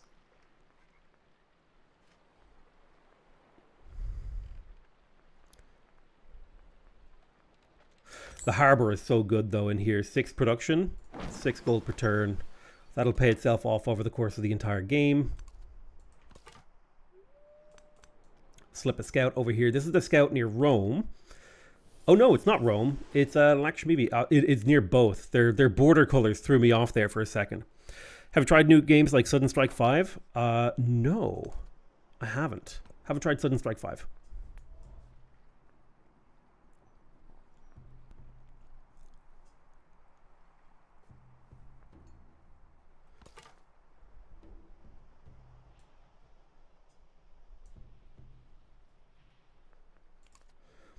Yes, we found Dividorum. Okay, so we can befriend Dividorum later. Head over here.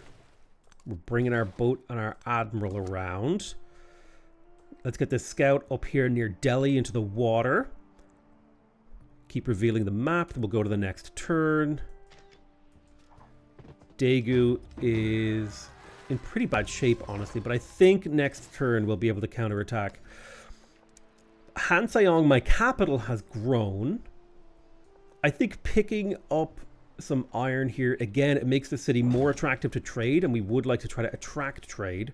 Pyongyang has grown.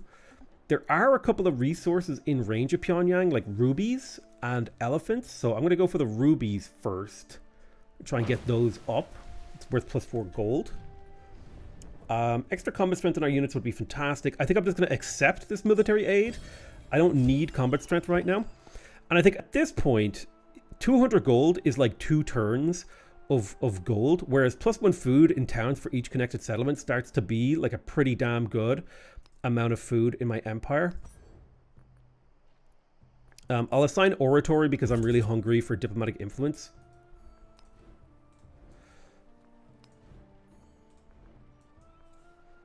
I think I might switch you to a growing town to see if we can grow another pop in here.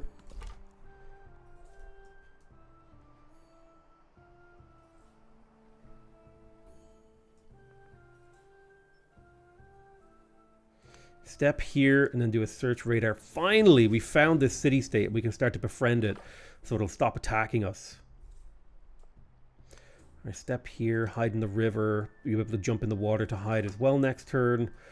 This scout is going to jump up onto land and then do the radar outside her cities. I would like to befriend her. Or not befriend her. I want open borders so I can have a look. Sudden Strike 5. Here, we'll look it up. Open up the old Steam. Sudden Strike 5.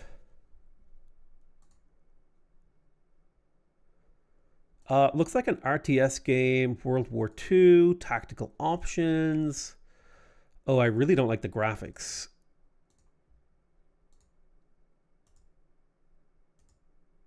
It looks hard to read the battlefield gameplay. It looks really authentic.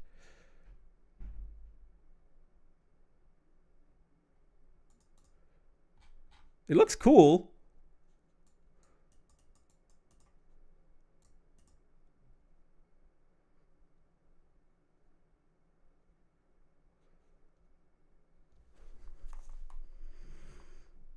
but it looks really, really hard to read the gameplay. Yeah, I don't know if it's up for me. The user experience doesn't look very good. Oh, give me this. +1 chariot. A chariot for 50 gold is actually really good. I'll take that. Word switching from Civ 6? I don't know. Maybe. Are you bored of Civ 6? Do you want to play the game that's getting updates?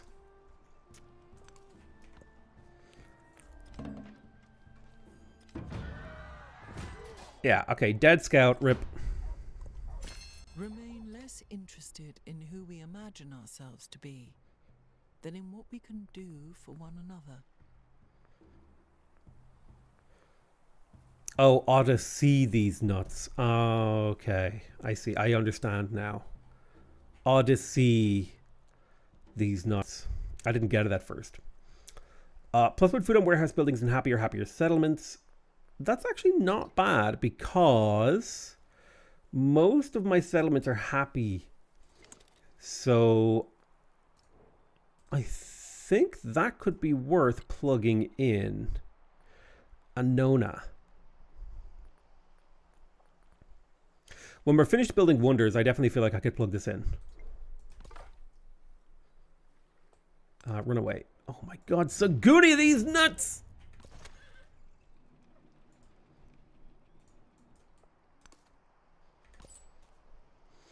Alright, let's trade with London, as was foretold. We will get some points here. I'll pick up a bit of science because our science is a lot weaker than our culture.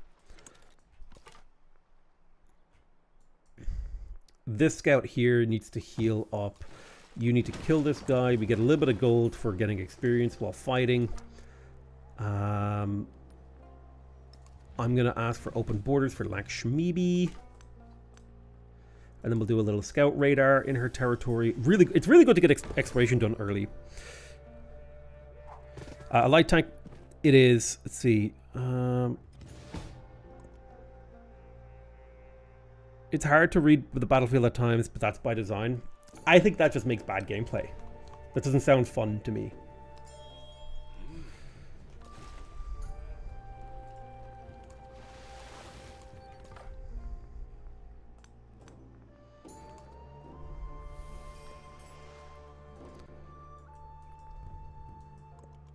When I was young, I thought that money Okay, there's currency 2. We get a codex.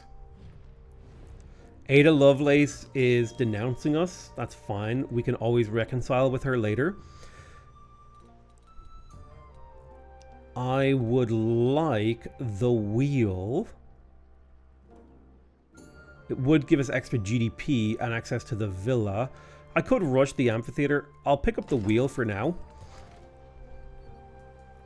Okay, we've got 800 gold.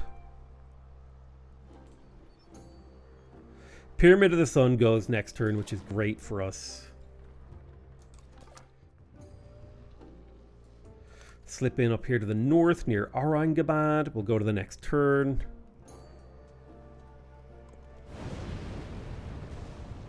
There's Thera and Pyramid of the Sun. I mean, if you're trying to be efficient with your money, Elvira, just buy Civ 6.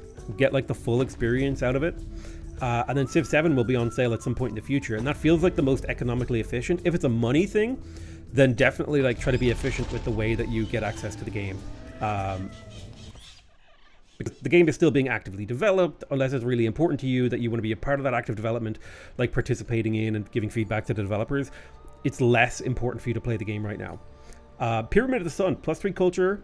We get +2 culture on quarters, which is great. So quarters is when you have 2 buildings. I wouldn't mind building more wonders, but I'm kind of falling behind on my infrastructure. Plus, I need to build like merchants and things like that. We're also 5 turns away from getting entertainment, so I would like to get another settler. I might buy a settler in Pyongyang. I think that is what I will do. And then this settler will go 1, 2, 3, settle right beside this fish, capturing all of this land here. Perfect. hopefully linking up Dongney to my empire, or at least getting it closer to being linked up. I will grab that gypsum. Dongney, there's no reason to specialize Dongney because it's not near enough to anything. Do you think we'll ever get past modern age? I think so. I think they have plans for that. I don't actually know though. I would like to build the market. There's a +7 gold market right there.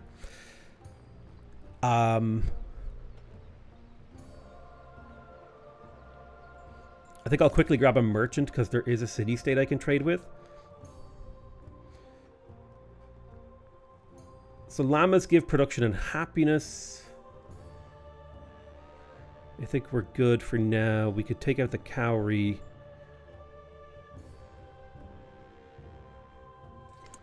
I think we're okay. Did you try the new Ashoka yet? I have not.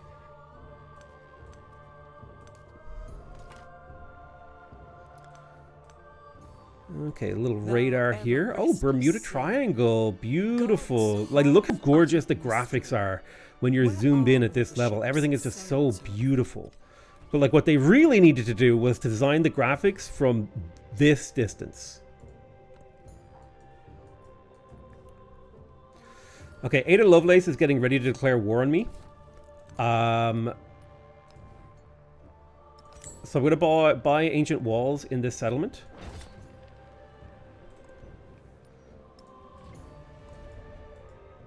We're already befriending Opone. I'm going to add support to make sure that we get them.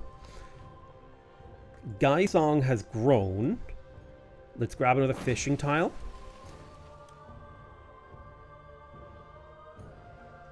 I don't know if I want to keep growing that. Pyongyang, I'll grab the rubies. Gaisong, do I want to keep growing or do I want to go to the fishing town? I think we go to the fishing town.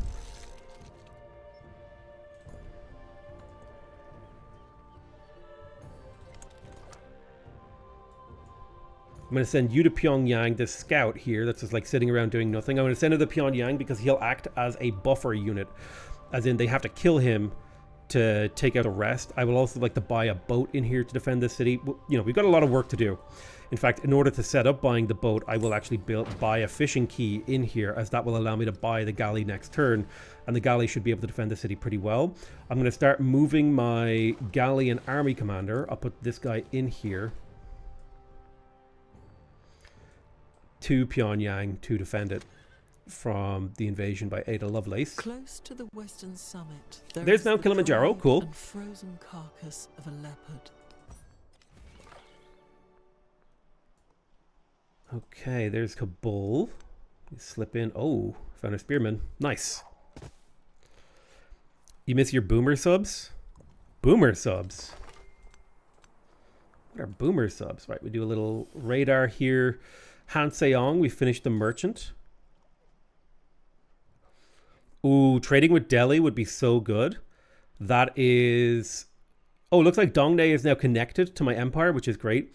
Double camel means a lot of resources in our capital, so I'm going to go ahead and send over here for the double camel. What's your favorite wonder in any Civ game? I really like the pyramid from Civ 6. I think I like the builder charge interactions. I think it creates like this really fun gameplay. I haven't built a fishing key in here yet. I would like to build the dockyard and the Kothon. So the Punic port gives lots of resource capacity.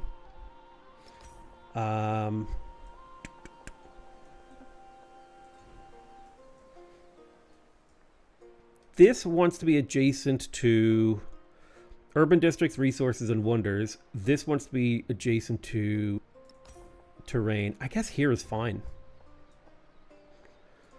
We'll get that 6 production up.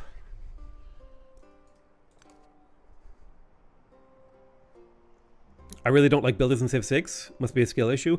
I also really like the mausoleum in Civ 6. The Venetian Arsenal. Of course. How could we not?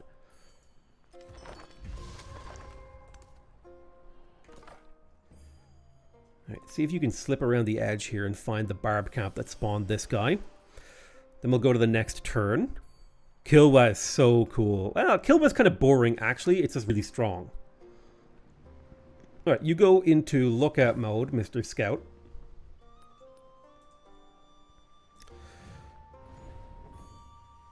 I can't do a reconciliation with her for another 7 turns, so we'll see. She's probably going to declare war on me soon. She's a massive jerk face. And I think it's good for us to start building up the capital. I don't know if we need to place specialists. I mean, we could start placing specialists to go for we need more Sac Bayob.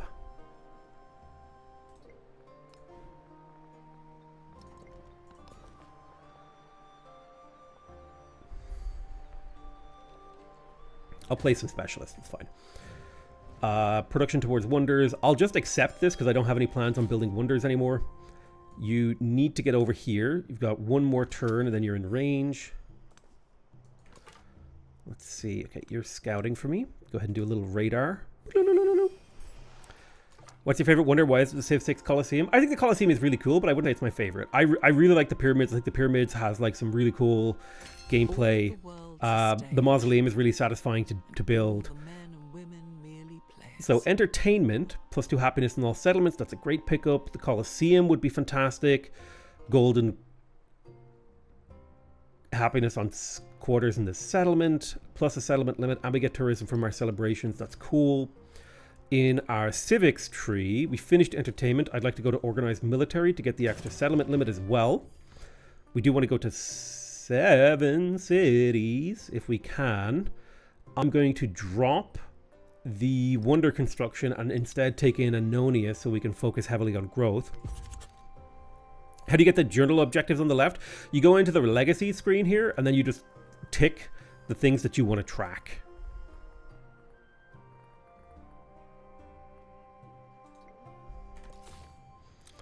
All right, let's go here. We'll settle this next turn. You're already connected to my network, which is great. In Gay Song, +4 production. This is a 3 adjacency spot, though.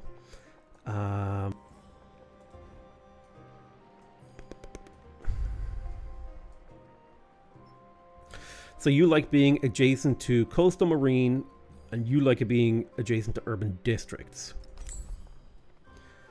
I think we go for the +3 production here. I think that's fine. We build that Kothon. It'll start pumping out more gold.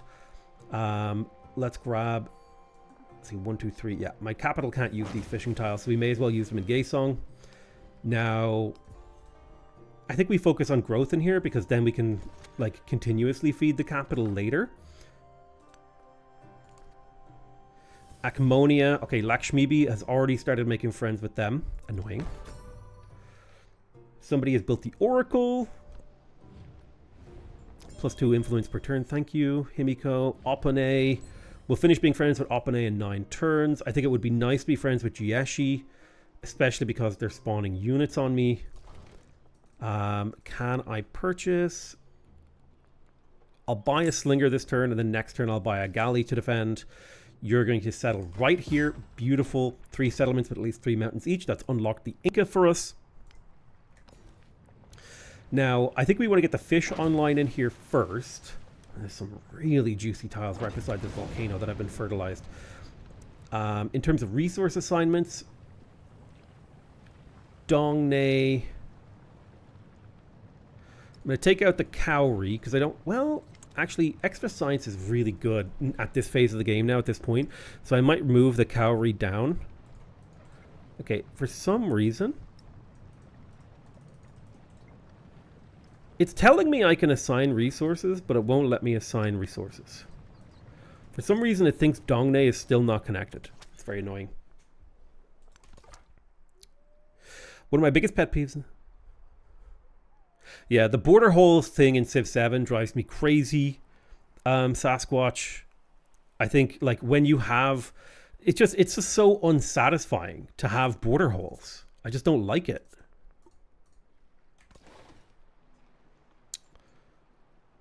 Well, I kind of regret bringing you all the way up here. But it is what it is. We've been going for about 2 hours, so I'm going to take like a quick moment here to go get myself a drink so that my throat stays lubricated. So I'm going to build a dockyard here so that we can build our Kothon. Then I'm going to go to Twitch. I'm going to refresh my screen so I can run a 3-minute ad on boat.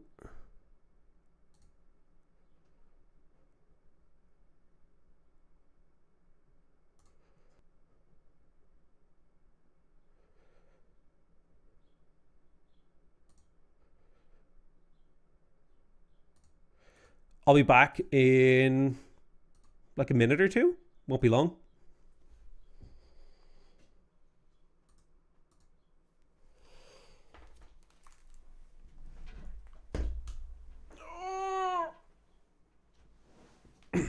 Back in a few.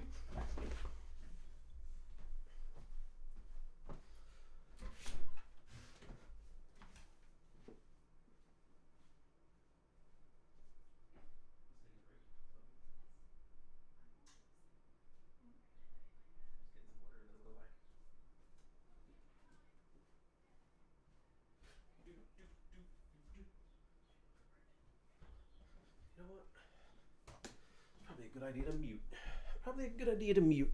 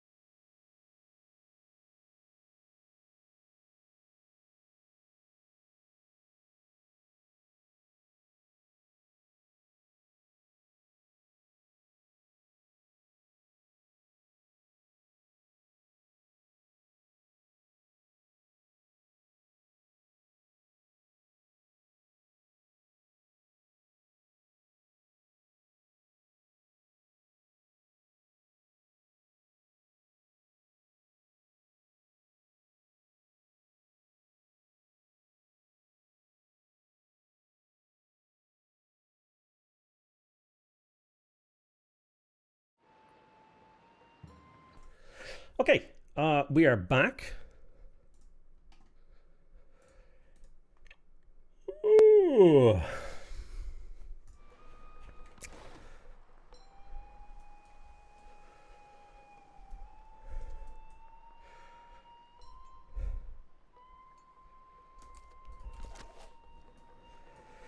Okay, maybe I don't need a galley here if they're not attacking. I could try to befriend Jieshi and eventually they wouldn't be a problem anymore. It's getting pretty late in the age though, so like befriending them, the level of value we get from befriending them is pretty low at this point. I think it's fine. We're making really good gold per turn. I'm really happy with that. Okay, so war was declared. The lifeblood of this universe is not yours to Inventor. So there is the wheel. I would like to have archers. So first things I want to research. I want to buy a galley. And then I want to deposit a galley.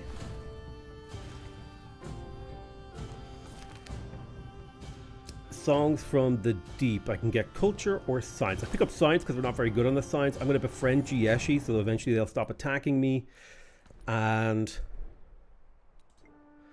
big gold time. Yeah, we do get a lot of gold for fighting on this guy. We get +3 gold for every fleet commander experience that we earn in combat.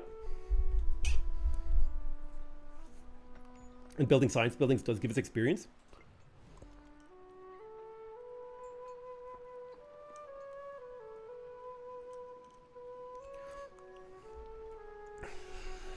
Hi, Brad Meg. As someone who loves Civ 5 and likes Civ 6 and was scared off with the negativity about Civ 7, is Civ 7 worth checking out now at its current price point?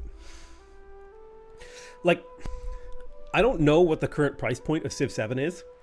I don't know what your financial situation looks like. I don't know, like, are you like an executive who makes 5 billion euro a year? Or are you like, you know, a fast food retail worker making, you know, a pretty standard income? Are you a retired guy who's on a, you know, inflexible income? You know, you don't have opportunities to make more money. You can't work more. You can't take more shifts. So I think like factoring in all of these things, I think it's very difficult for me to make purchasing decisions for other people. I can give you information about the game. Like, the game has changed a lot. And I think generally speaking, the response to the changes has been pretty mixed. I'm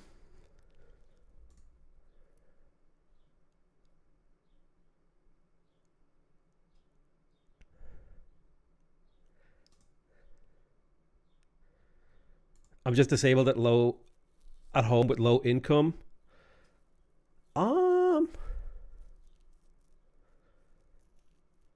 It's 50% off on Steam. If you're really interested in trying the game and $35 or €35 isn't a big purchase for you, if that's something you can just do, I would say if you're really interested in it, like, buy it and check it out. Because remember, you get all the major gameplay updates for free. You don't need all the DLC. So I think if you're interested in trying out the game, 50% off the base game is a pretty good deal.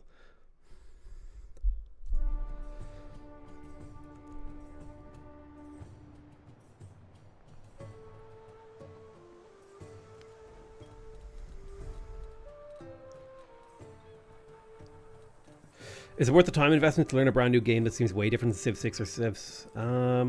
It could be worth it. Ooh, that's a hard one.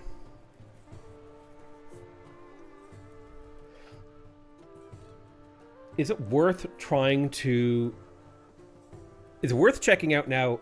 Is it worth checking out the game for now its gameplay? I think it is. Like, so from my perspective, I think the gameplay of Civilization 7, especially if you have like the context of the designer's notes behind them, like if you know what they were trying to achieve, is super interesting. But is it worth investing the time into? Well, I suppose if you factor in the fact that the game is still getting updates, there's going to be a lot of really big free updates as far as I'm aware. It seems to be that they're doing this sort of like update model where you get small amounts of content for a bit of money, and then you get really big free updates, sort of semi like a Paradox model.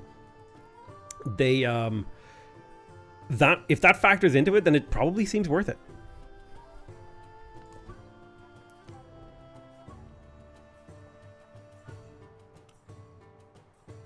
Yeah, the combat in 7 is like evolved pretty far forward. I'm going to pick up bronze working because I need archers to be able to defend myself against these legions.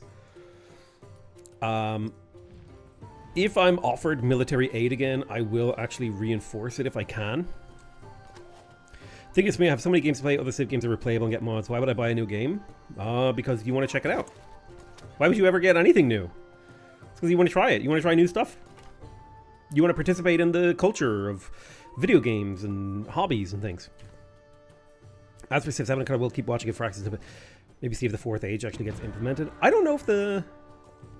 Those who delight to attack and to display their valor and fealty should... Terracotta army drills, excellent. Let's come in here. Bring... Yeah, okay. So we've got 2 galleys here, and we're going to begin pounding on these legions. Probably want to buy a warrior to fortify while the galleys do the heavy lifting. Yeah, Civ 6 is a fantastic game, I agree. Let's put a settler right here. we want the cowrie. It's a good way to get science. We're going to choose a celebration. I think we go for food in connected settlements. Although 200 gold right now would be really useful. It's not that much, whereas this is a lot of growth. We could go for happiness in all settlements. I think city guard here. It's like the first time I've ever equipped that card because I'm under attack. We'll go for +2 happiness and city guard.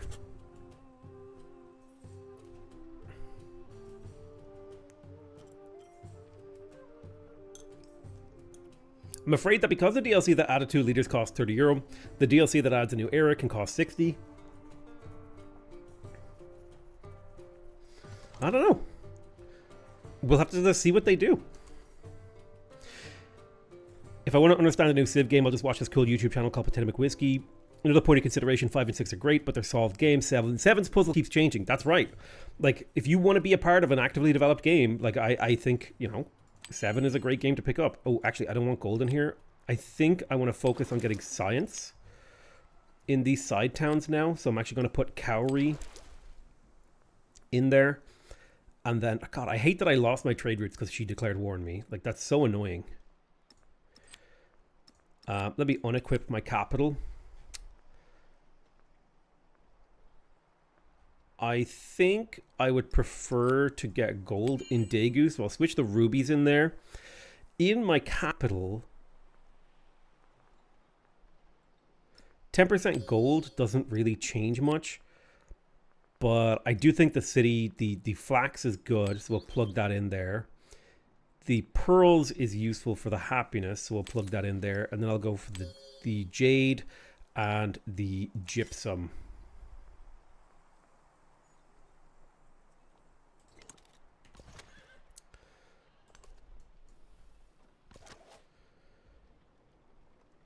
The UI has gotten leaps and bounds better. I really don't think so. It's gained new functionalities, but I don't know if it's better. In leaps and bounds, it's better. It's definitely better, but I don't know if it's leaps and bounds better. Alright, Rome has declared war on me, and what's really annoying about that is it's a -2 war weariness war declaration. Alright, I'll get some gold from you. Let's fight with our galleys. Remember, we get gold for fighting. Your job is to fortify and occupy that tile.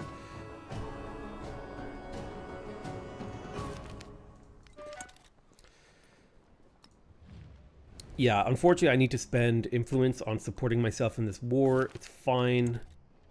I don't want to be in a war weariness war.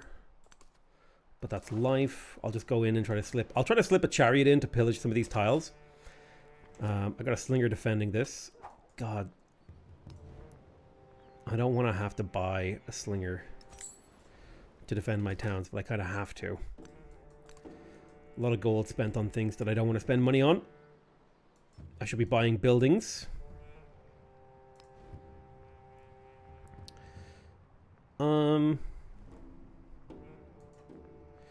Yeah, let's get the fishing key here. That's going to be worth 5 food. Slowly develop Wanju. What's wrong with the UI? So I actually have a mod installed right now that's making the UI better.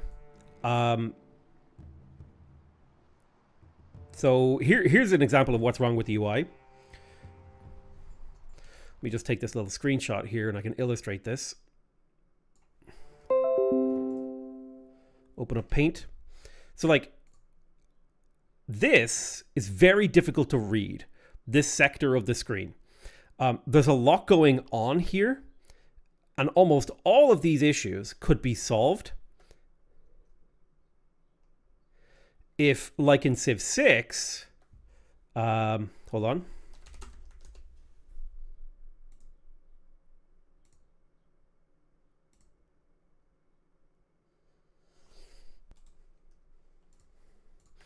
I want you to compare the top left corners of these two games. No, let me do this differently. So grab an image from Reddit. Don't worry about the stuff happening in the background.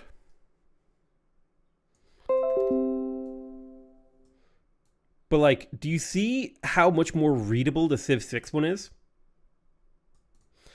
And purely from a readability point of view, like, these buttons, in my opinion, they need to be put into a dock. They need to create, like, it can be wooden, I don't care what it is, but they need to create like a dock that looks something like this. No, not quite, because it's got to clip the bottom.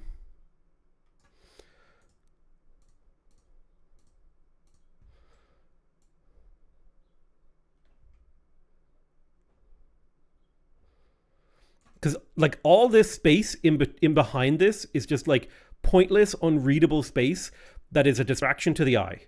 They need to like do this to make the buttons so much more cleaner and readable, like the Civ 6 one, in my opinion. Because this whole weird gradient floating UI thing, I hate it with the fucking passion of 1,000 suns. And if my UI team presented this to me, I would question what they had been doing, and who, like, I would really sit down with the person who designed this and said, hey, what happened here? How did you get this so wrong? Like even just gray, right? Let's match the vibe of the UI, right? We add like a gray thing. Fucking redesigning the UI live in MS Paint. Right? And then you add like a black border or something. Now we've sectioned out the UI. Great. Then we take this text, right? Let me just copy it for a second. And this text, like, this text is not readable against whatever it is against. You know what I mean? Like, there's just so many little things that are wrong with the UI. The floating UI is just like completely unusable. And I don't know how it's still in... Please don't talk about the UI. You're going to trigger me. Look, right? It's just so hard to tell what's like... The UI is that it's... I have to like look over here to make this readable. I don't want two big boxes with science and culture. That's the great thing in Civ 6. You could tick a button and you made them go away. You could get them to go away. But the thing is, they tried to make the UI get out of your way in Civ 6, in Civ 7, and now it gets in your way. Like all this empty space in between leaders, it draws your eyes to things moving in between them. Like if you look over here, you see, if you look, the stuff moving in between them. Whereas like, if you actually think about framing the gameplay, right, you want to think about framing the user's eye towards the center here. And like, look, try to read this text depending on what's behind it. You have to go, oh fuck, let me go hover over the fog of war so I can read this text. Because if there's anything even remotely busy behind this text, it's unreadable. It's like an accessibility nightmare. I'm all sweaty after yelling now. I modded out the dark gradient behind the text though, because the dark gradient makes it worse.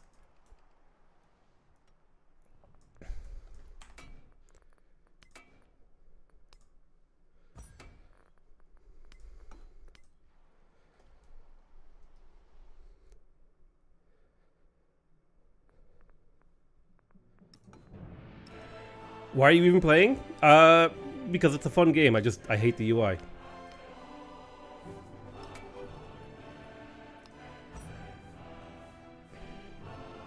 As empires rise and fall, Chosun persists. In the calm behind its fleets of turtle ships, Chosun builds a society. I reloaded my game and UI just for you, Jigo Kuro. Just for you. Hold the line, stand firm, and let Chosun thrive. You think this is better? Having a weird gradient that doesn't even cover the whole journal section. This makes it more readable. Really? This fading gradient line here makes you think this is better. I think it looks like there's a shadow on my screen and it's broken. Because it's the same down here in the bottom right. This is not better. This is worse.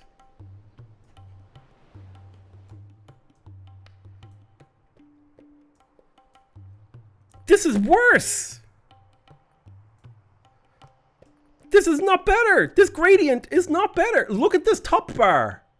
The way it fades away, I have nothing but pure, unadulterated, unsaturated, extruded hatred for this. For me, it's better. For me, it's worse. Because it adds this gradient in the corner of the screen that makes me think my screen is broken. That I look over here and I'm like, oh, there's like a blur. Like, oh, my game isn't displaying correctly.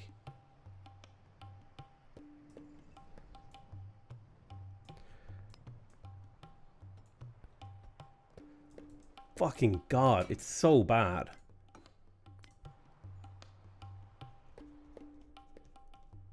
What a fucking drama queen.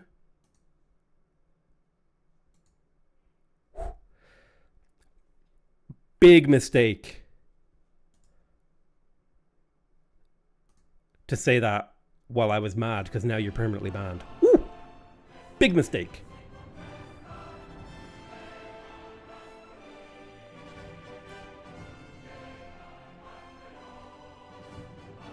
Be careful. What was the thing that I had installed? Where is it? Oh my God, this add-on screen is also... How did they made it worse, dude? You could have just made Civ 6 UIs gray and it would have been better than this. Everything is a scroll bar. Detailed map tags, enhanced. I'm gonna turn them all back on. I don't give a damn.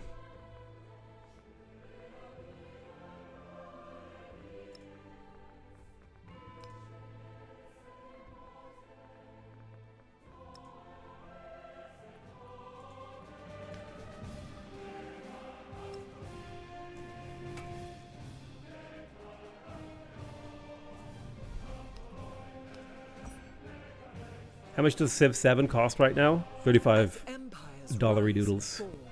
Chosun. Turtle ships. Chosun builds a society that balances Confucian meritocracy and kingship. A harmonious order, as all else seems to fall. Hold the What line, monitor panel do you play on? It's a and let Chosun 1440p Dell doodle.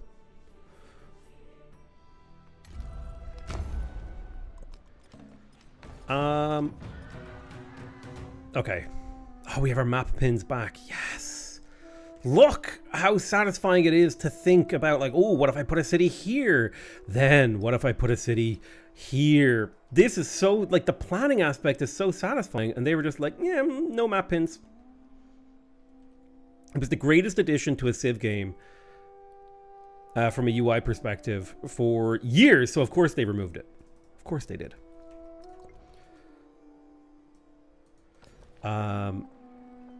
I like, why do you even play this game? Because I like it. There are parts of it I don't like. You may as well ask me why I bang your mom. Like, yeah, there's bits of her that I like, and there's bits that I don't like.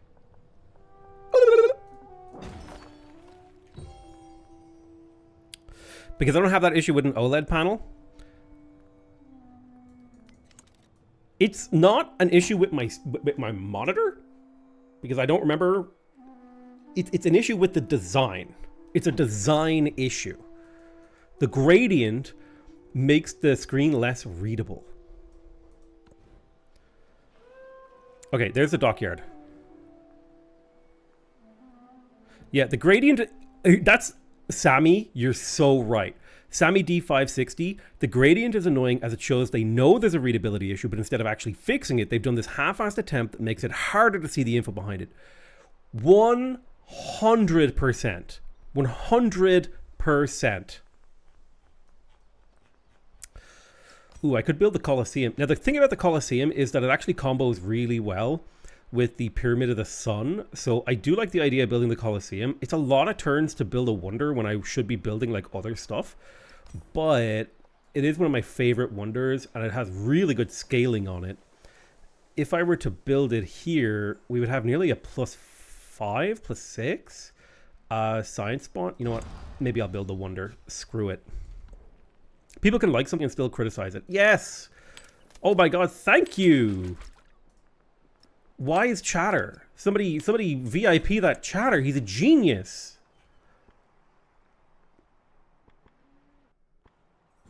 I'm going to pillage and then run away. Just to be annoying. The resource menu is just on a different level, dude. I don't even like to talk about it.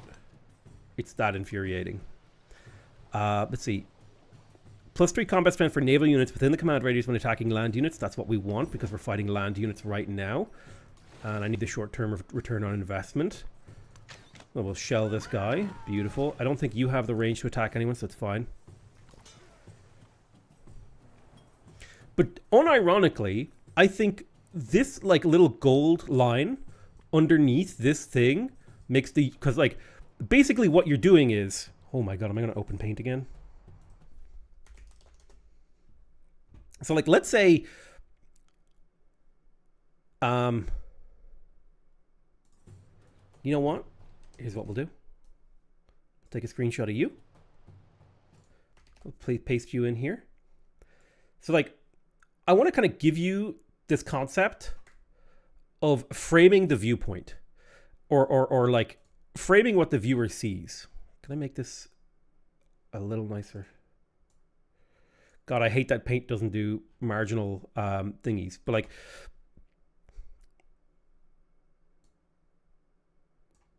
if you imagine old RTS games, I want you to look at Command & Conquer.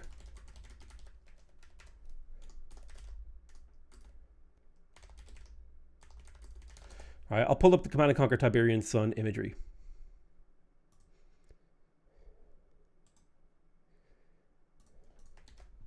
Right? It's very clear what they're trying to do with the framing of this, right? You have a section where gameplay happens. Like this is where the game is here. And then you have sort of user interface off to the side, right? You've got like game, map, UI. And the player, this is essentially a viewport through which the player views the game, right? This area here, like this. This is the viewport that the player is looking down from the commander's bird's eye view. And I want you to think about what the viewport for Civ 7 looks like, okay? The viewport is here, and then here, and then here. Oh, and then it goes around here. And sometimes when a unit is selected, it goes from here. Sometimes it's here. And sometimes it goes all the way over here. And then if you have the text extended, it can go to here. If you don't have the text extended, it might go to there. Right? But it's not a clean viewport through which the person is looking at the game. Right? It's not a clean viewport. There's all the viewport is expanding and contracting based on the player's actions, which in a certain sense, that's kind of cool, right? Conceptually, like, oh, like the UI for the unit, it gets bigger or smaller depending on the unit that you have because they're going to have different interactions. But what this effectively means is if I have different units selected, let's say I'm trying to go through 40 different units and I'm trying to click this sleep button. When I click a warrior and then I go click the sleep button, rather than it being like an automatic action that I can always go to the same button, when I click on a slinger, the sleep button's in a different position. You see what I'm talking about? And so this is why I talk about like when you're framing the UI, the frame of reference in Civ 7 is just constantly jumping around, making it difficult to read. I think they would be far better off with creating a better frame, right? Like if I zoom out again, and we think blue was the wrong color for this. Hold on, let me find a more visible color. Maybe like this bright orange. Will this work? trying to find like a really visible color that will make this, like if you think about this frame of potential panels, like you see it's messy.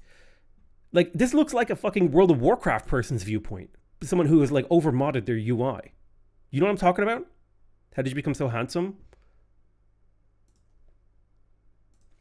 By banging your mom.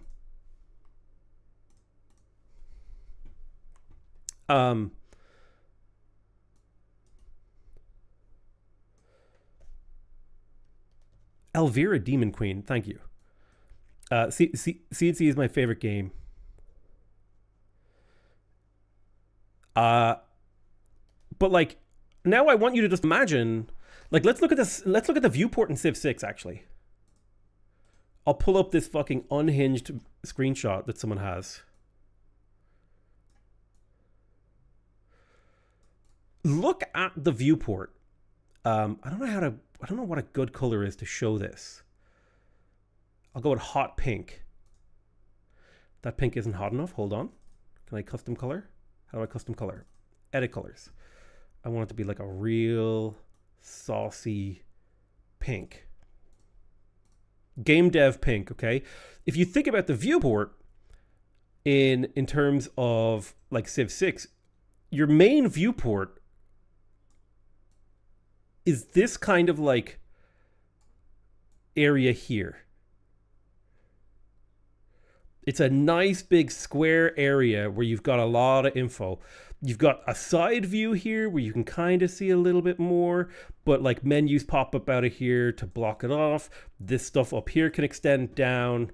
When you click on a city, this area gets, occupied. But you've got, generally speaking, this main central area that is like very much so your main viewpoint. In Civ 7, you kind of have this, right? It goes here to here to here. Something like this. But it's just like this viewport that you're looking at the game through just feels so wrong from a design point of view. Like, I don't know what they were doing. Oh, I don't have my paint open. God damn it. Sorry. So like if you look at the Civ 6 viewpoint, right, you've got this really big viewpoint that you can see like the gameplay through this unhinged Reddit screenshot. And this area can get occupied. This area can get occupied by things. You generally, not much is going to happen down here. Sometimes things will appear here.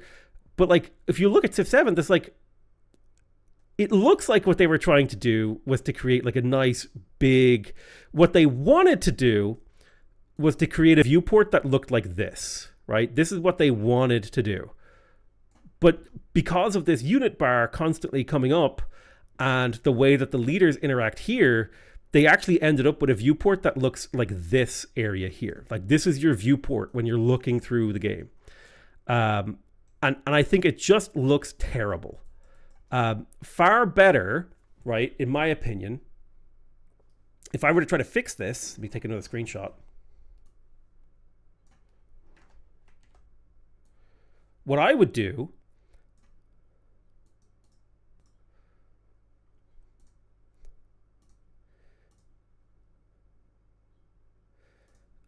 is I would take these leaders and I would push them closer together. Not by much. They take up way too much room.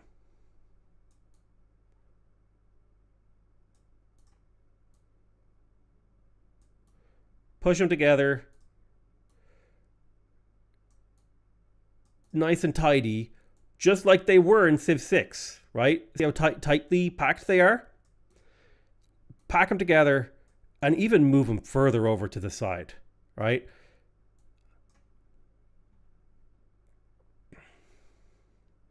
This element of the UI here, oh, Tyrek face. This element of the UI, this needs to go to the edge of the screen. It needs to. Where it is unacceptable. Okay? This stuff up here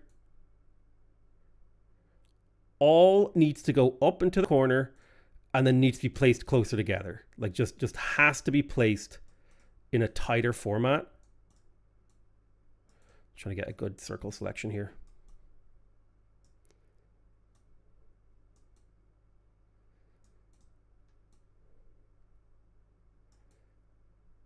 And what I want you to see is the white area that I've created is viewport space that I've created for the player just by moving things.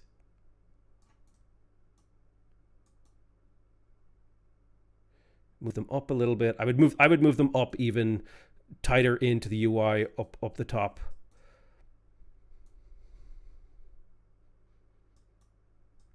The journal, this could be like so heavily compressed.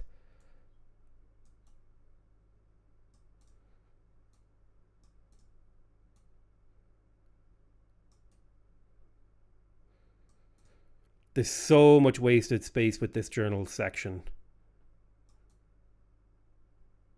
I guess the button should move too.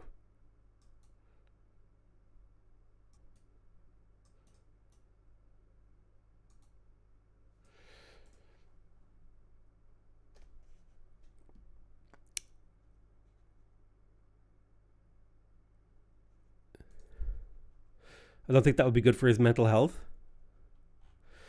But like, if you look at this, right, in terms of the viewport comparison, all that white space is space that I've reclaimed for the developer to display a cohesive viewport. Something else I would heavily encourage the developers is to try to make these two things line up. Right now they don't. So like what I would probably suggest is just cutting this off so that these, like this forms a framing line with this. Do you know what I mean?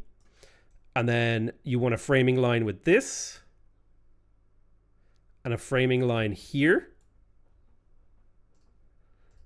And now you've got like Civ 7 in widescreen and everything is big and clean and open. But what they've got right now is just a fucking mess. Like, I'm not a UX designer, but this is what I would do. Everything needs to scrunch together. Like, fucking, all the UI elements in Civ 7 are like Scandinavians queuing for the fucking bus. They like stand 100 meters from each other. It's crazy. Why is there space between these, like these buttons? They don't need this space. This, like, what is this space here? This is so bad. Tighter leader banners is a mod. I don't want to mod my game. I want someone who knows what they're doing to make the game. It's like a mobile friendly UI. I don't even know if I say that. 7 meter space is okay. Fair. As a Dane, 7 meters space is okay. My bad. But like, you see my point, right? With the paint. Like, people say I whine about this stuff, but like, I've never worked in these industries, but I can draw you things. And like this sector here, I would even consider like this actually kind of cuts up your viewport as well.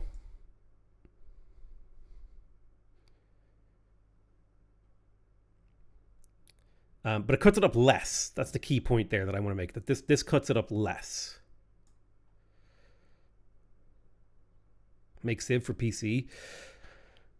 But like this white space in this example here, this is all reclaimed space.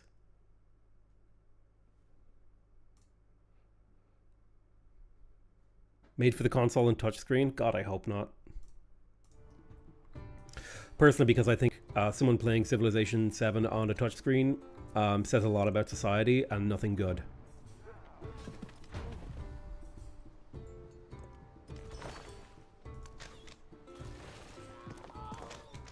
You think that the UI issues have to do with the interoperability between different systems? I mean, that's possible. I think it's just bad UI design. That's what I think. that they designed a bad UI. You can close those journal bits? Yes, but you actually can't. Because this is always here occupying screen space, and when this isn't here, there's a gradient here occupying your brain. But really, what the developers should really do is they should really hard commit, like I'm going to draw a square on my screen from here to here to here to here, like from here to here to here to here. Like there should be a square in the center of the screen where the gameplay happens, and then there should be like UI elements framing that. They're buttons for the Switch handheld mode. I don't know anything about that. The only person whose hand I hold is your mom's.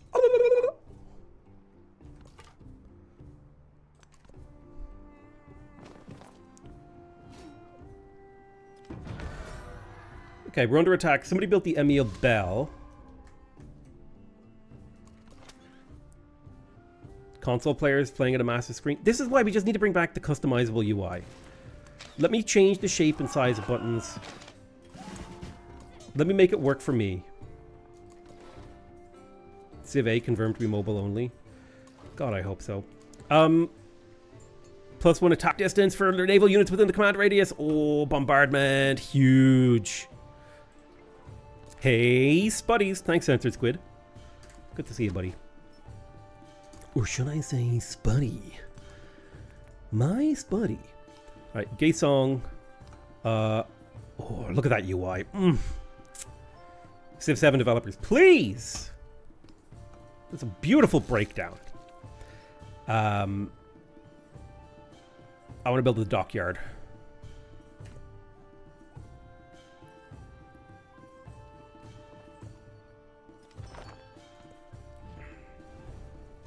I'll make friends with Himiko. I'm kind of saving influence for when / if Lakshmi offers me a military alliance thingy. Oh, beautiful. I love making money from fighting with my boats. That is a lot of fun.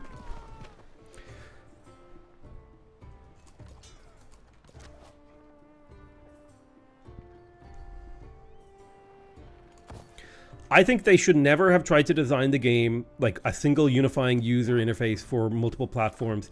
You have one type of interface for PC.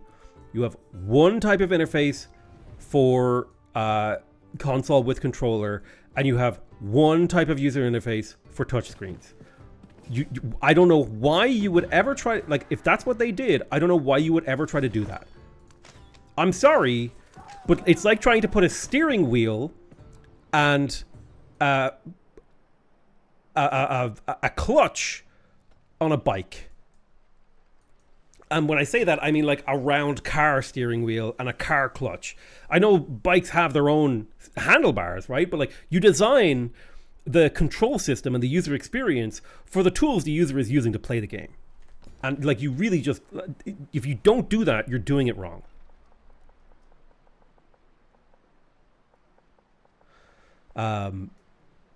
Ooh, +1 food and 4 production. That actually is pretty sick. Steering wheel and pedal, Civ 7 stream. I love it.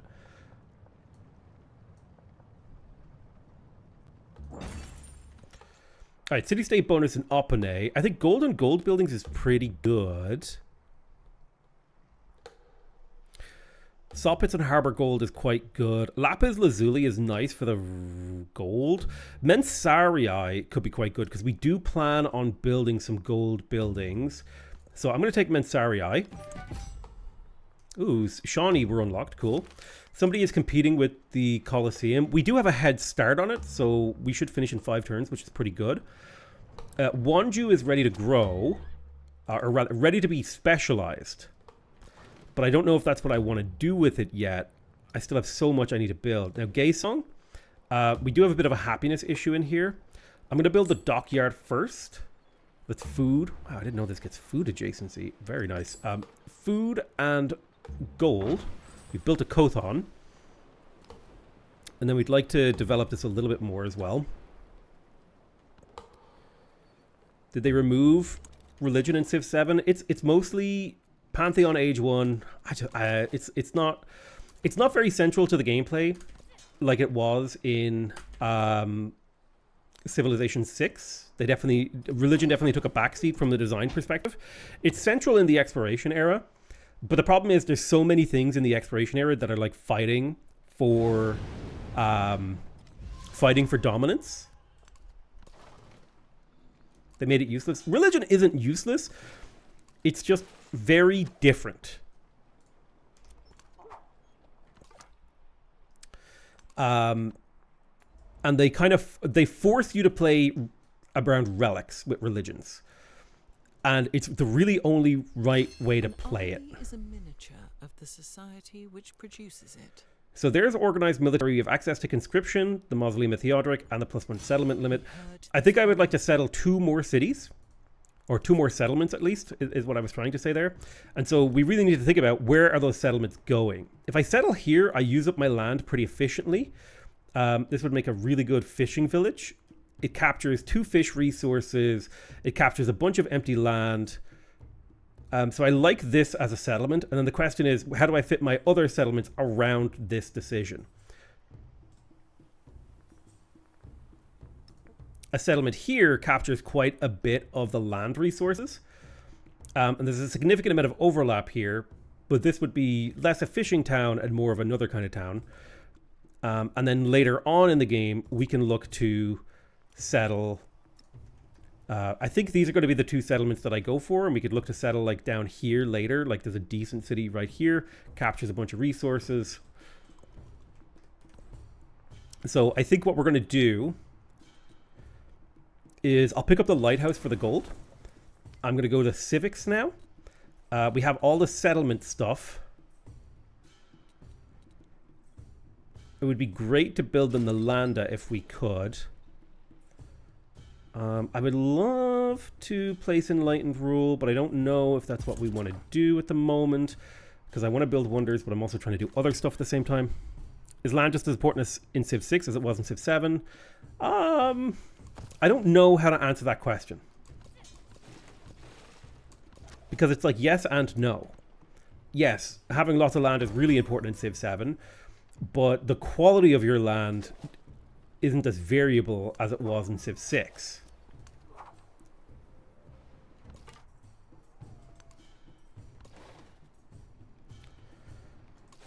Alright, galleys take a shot. Beautiful, there's a little bit of gold. In Gay Song, really want to build my monuments and libraries if we could.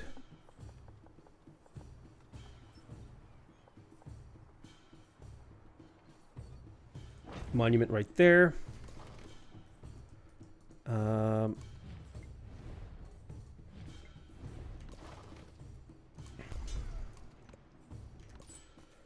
Wouldn't mind getting another city. Oh yeah, we definitely want to trade with Delhi because that's going to give us access to the camels.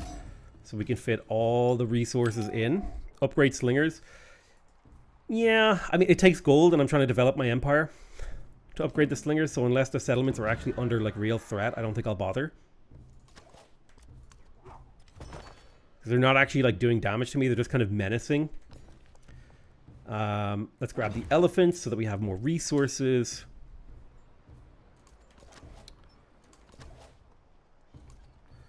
Gay Song would really like its altar and stuff too.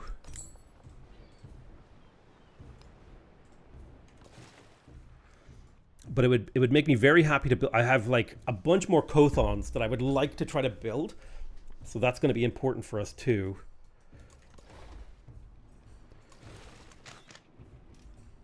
Take the shot, get a bit of gold and science. If you go to settings and set viewing experience to television, some of your nightmares get cleaned.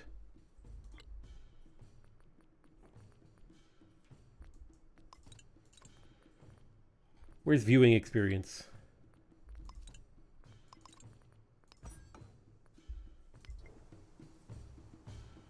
Did you just break my game? Oh my god, what have you done? It's so much worse. I mean, it's very readable for players.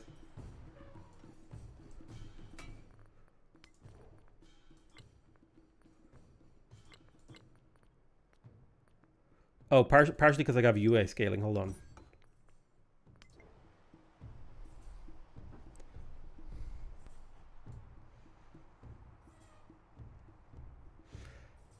It's way more readable for mobile viewers. I will say that.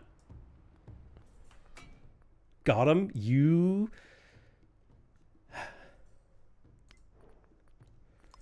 What does handheld look like?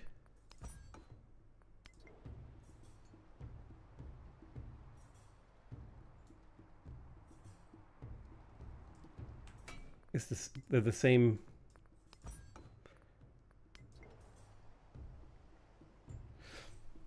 Is Civ 7 woke? They say the reviews are down because of that. I don't... What do you mean by woke? Let's go large font, baby. Oh, yeah! We got the journal falling off screen. Oh, man, they were cooking. Dude, what is going on with this user interface? Holy... Damn. Hold on. I'm about to ruin mobile users' day.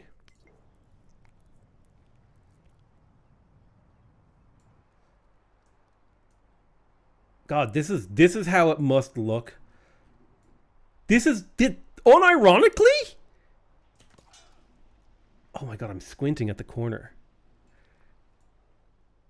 This is what the developers envisioned. This was their vision. The 4K monitor experience. Dude, even if I zoom in, I can't see what these unit symbols are. Hold on, I have an idea. If we go to television mode with like a 75% UI scale, will that just run Windows Magnifier? Is that actually... Did we just cook?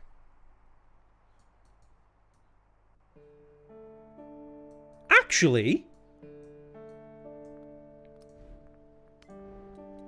Did we just cook? Hold on.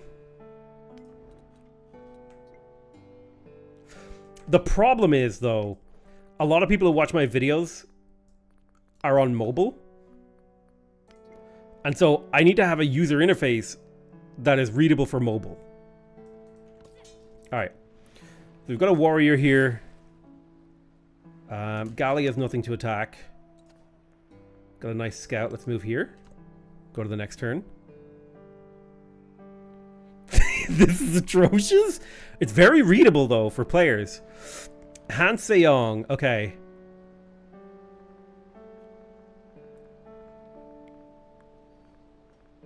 I hate this font so much. Okay, hold on. Let me. I'll go back to the small font.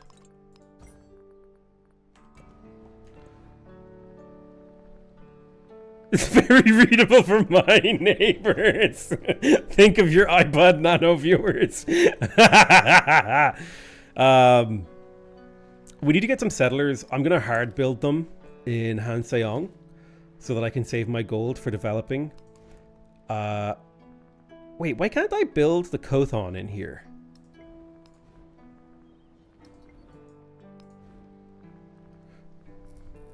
Am I missing something about how the Kothon works? Does it need to be like a specialist?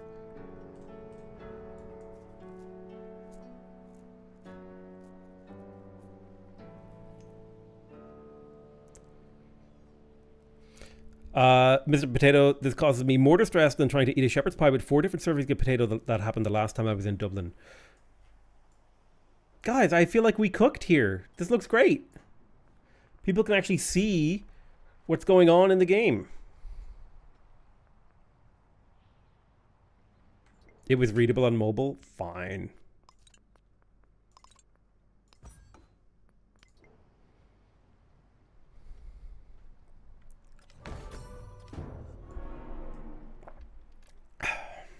Okay, somebody took the Colosseum, that's fine.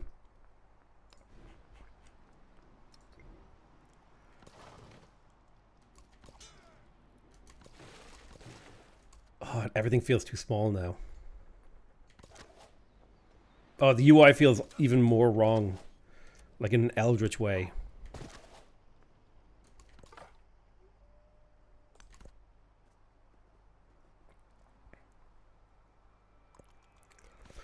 All right, narrative choice, influence in towns. Oh, we go for those. That influence in towns. Thank you so much.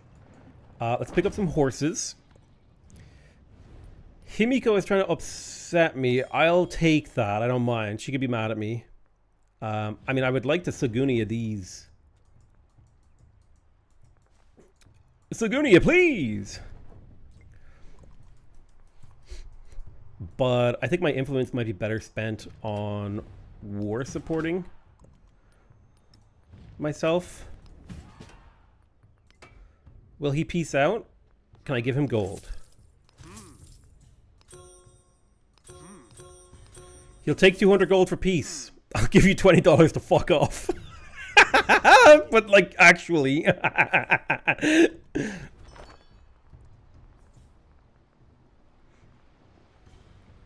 Alright, get another settler going.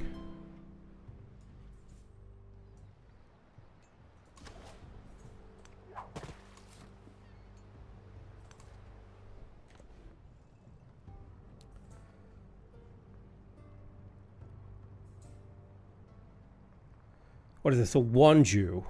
I'm gonna repair the fishery. I want the harbor.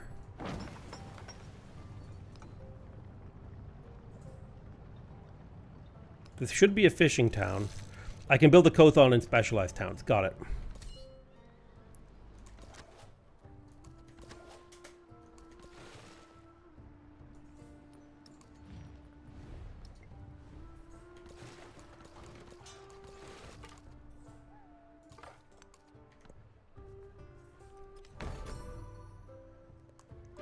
I agree. You should be able to go into debt.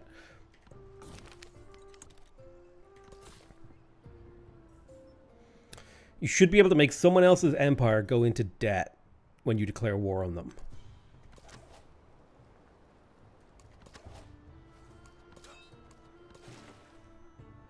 I just like Civ 7 because I'm a chud and my favorite YouTubers told you to. Who told you that? Everyone knows that Civ 7 is a perfect game with no problems.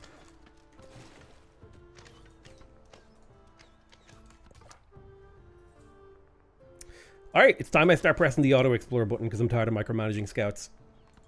We got there. We got to that point.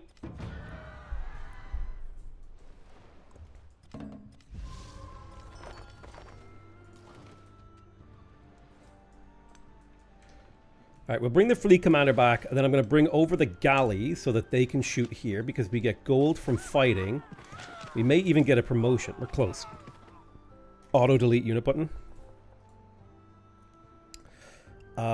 We could go to try and pick up the silk.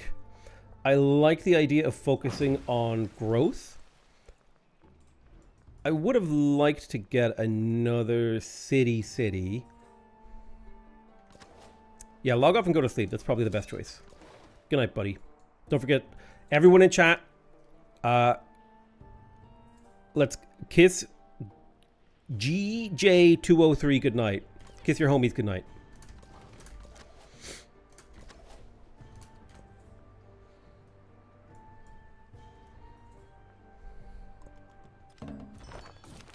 Mwah. Good night, GJ. Alright, we got a crisis. Han Seyong has grown. I like the idea of growing on the Kothon because it's going to have forever adjacency. And I'll pick up tribute. No, I'll pick up maintenance because we don't have that many military units. I love how many people type like kissy emojis or moi in chat. Love you guys.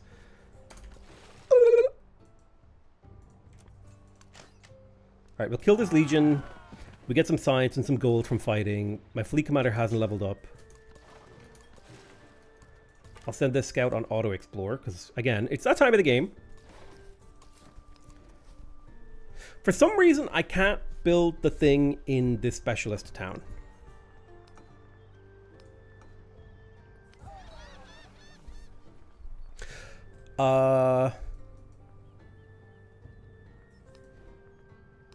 Alright, Wanju, I'll make you a fishing town. Let me see, we've got a +5 adjacency. We got some adjacency here, so we'll get the Kothon.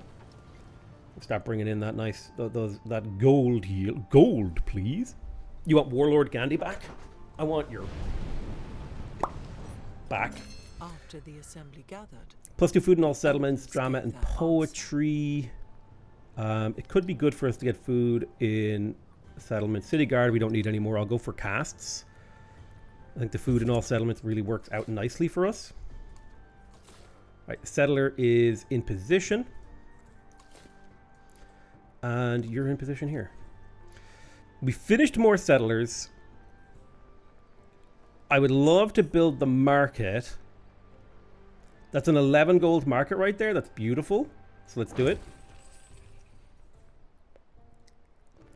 I think the ability to buy Kothon in towns is a Carthage ability. Yes, I am syncretic. I am syncretically aligned. Syncretic alignment online. I'm syncretically aligned with Carthage. That is what I have done.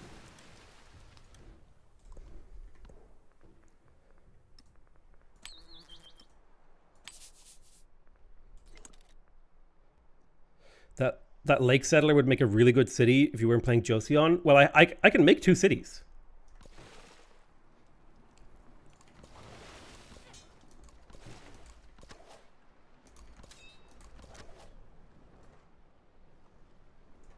Why not spend 1 to 2 turns on the harbor in the capital? It would refund itself pretty quickly, but there are other considerations that I want. These buildings can't...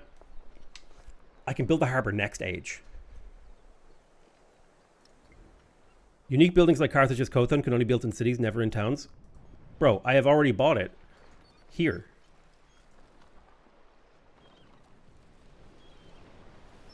The Punic port. It's right there.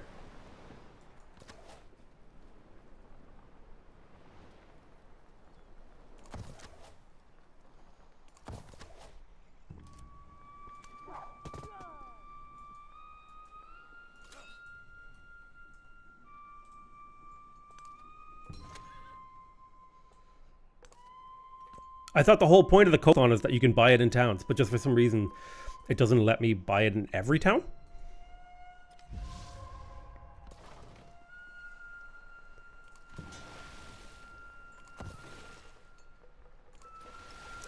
I'm going to put some influence into the war to make her have a worse time.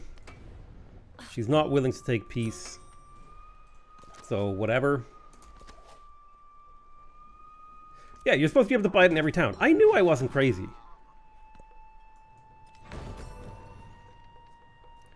Monk's Mount has been built by another player. That's fine. Production in Hanseong. We got the market, which has given us a nice boost of gold in this city. I'd love to build the villa because it's happiness and influence. The barracks would be a great pickup here as well. Fantastic adjacency. I really don't feel like I'm incentivized to build any merchants right now because they're just going to go away at the end of the age. I could build a bath and beyond.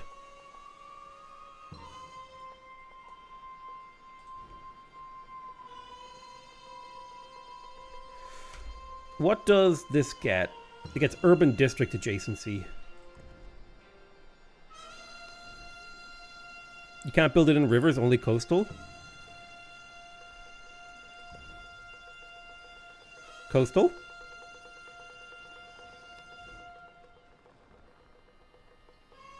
Coastal? Adjacent district? Colosseum? We lost the Colosseum. Coastal? No Kothon. Wonju? We can build a Kothon. Switch to Growing Town. No Kothon. Switch to Fishing Town. We can build a Kothon. It's weird. I just don't understand why. I'd like the barracks. It needs to be a fishing town. Oh, well, I didn't know that.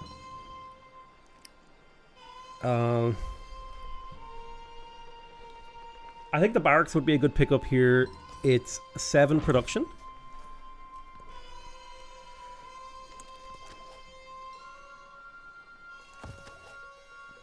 Todd was here. Very true. It's perfectly balanced.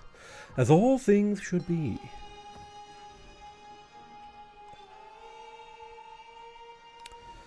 Alright, I'm going to repair this mine, and then... You weren't actually meant to get that fish. You were meant to focus on land growth. So I kind of messed up your positioning already. It's fine.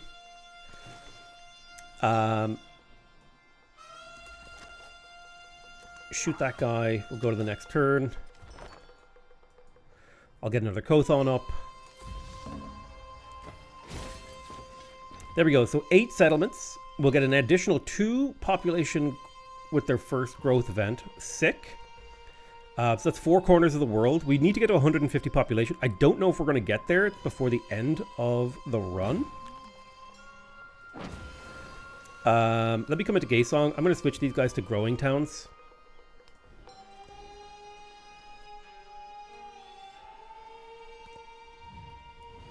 I will support your war thing. The barracks is finished. I would love to build the bath. 10% growth rate in here would be sick. I think I put it adjacent to the Kothon. Shoot this guy to kill him in Dongne. Go to my next unit. Yeah, we can just chill with this. And we go to the next turn. Somebody built the Bursa. We have finished navigation, so we do have access to the lighthouse, which is cool. We've got a narrative choice here. Culture, science, happiness. I think we like science right now. Then I believe we have room for codices.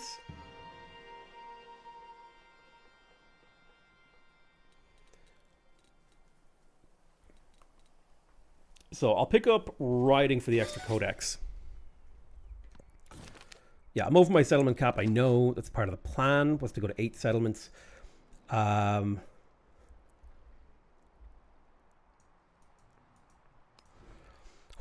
I would like to turn into a city to develop it. To get some specialists. That would be nice to meet this. We need more Sakbayob. In Wonju, I'm going to buy the dockyard because that's worth 6 gold per turn for the rest of the game, and it gives me access to that. I would like to turn you into a fishing town so I can also buy stuff in here.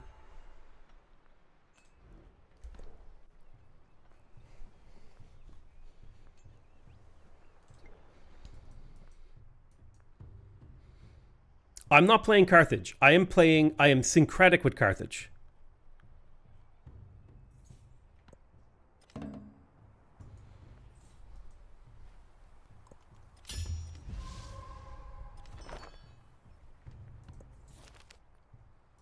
Alright, we got a free spearman. Hanseong has grown. Let's get another specialist down. Pyongyang has grown. I think we want to grow to food if we can to try to get more out of this city. The harbor would be a good pickup for gold. Wonju. Let's repair all in Wonju. Dongne. Let's get the harbor in Dongne. We want to get as much gold as we can. Does anyone feel like the better the graphics get on games like this, the harder it is to viewer to pick up what's happening? Yes. Agreed. I probably should have been stealing text, actually. DE6212. So who's top science right now? It looks like it's Ada Lovelace. So I'm going to try and steal tech from her. It'll take 21 turns, probably age over by the time that happens. Yeah, we need to focus on growth. I'm going to buy a granary in here. That's a 5 food granary. Beautiful. You have grown. Take that fishing tile. Choose a technology. In terms of codices, I don't think we have room for more codexes, so that's fine.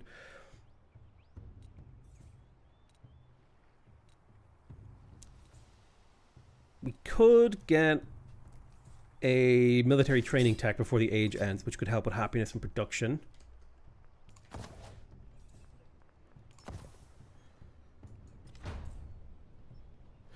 Yeah, the initial reaction to Civilization 6 art style was one of hatred, but I think it was like I think it's the most vindicated art style ever. It made the game so readable. Culture from culture building seems really cool here. We can get like a really strong... Whoops, clicked the wrong button there. We could get a really, really strong culture game because we have a decent number of culture buildings. We built our bath here. I would love to build the garden to keep pumping up growth in this city because I'm trying to hit 10 specialists and the Tower of Babel.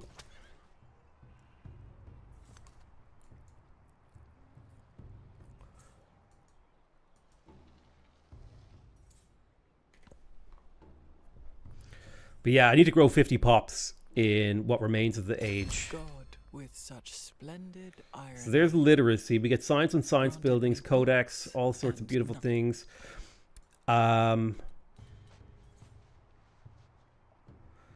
Philosophy could be a good pickup. Han Se-yong built a garden. I would love to get the fishing key. Now is probably the time to get the harbor and the fishing key. I would love to build a lighthouse. Unfortunately, we don't have many good spots for the lighthouse.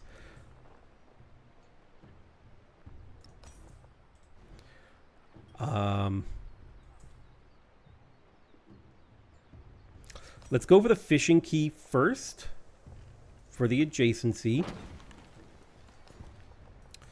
That'll let me place another specialist. This tile here will probably be a really good one for production for science, so we'll drop that there. I know I have nowhere to display a codex, that's fine.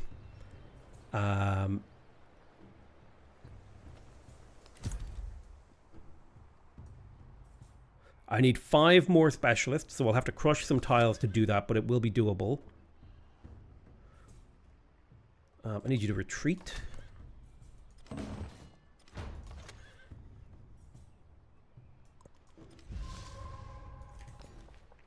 Coming into Gaesong, yep, pick up another fishing tile. Dong Ne has grown, grab that fishing tile there. Horyong has grown. Grab the farming tile, right? 1, 2, 3, right there. Gongju. Grab this fishing tile. I'm going to place a harbor in here and a fishing key so we can keep pumping up the growth. We're up to 103 population. We're making good progress. I'll put a fishing key in here. I'm going to put it here so that we get the ability to cross this river, or this lake rather, with our urban center. In Han Se-yong, we built a fishing key. Let's get that harbor. We can create a nice district adjacency right here, right beside the capital. Yeah, I think there's a thing where strategy games are going through what kind of happened to RTS games, and if they don't realize it, they will die. 4X strategy games are going through this phase where they're realizing that the more complicated their graphics are, the more expensive they get to make, and the harder they are to play. And so they really, really need to realize that the classic games like Command & Conquer, Red Alert, Civ 4 and 5, Civ 3, these were very, very graphically simple games that were incredibly readable. And you do not need to invest $100 million into your graphical fidelity budget. These games do not work the way that other AAA games work.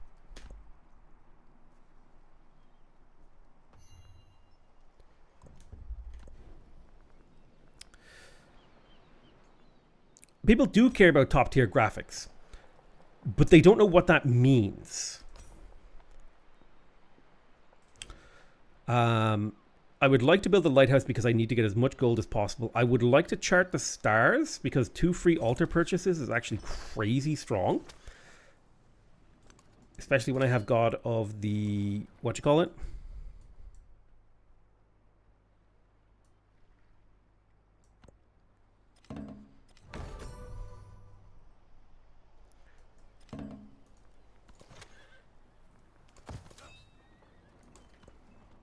Like, they probably spent a quarter as much on the art of Civ 6.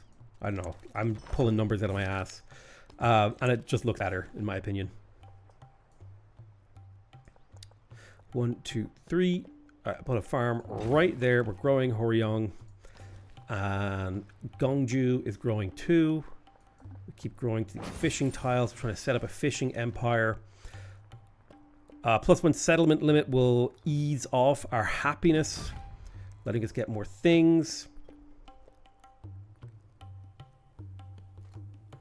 I think losing money for importing resources is fine. We can eat that.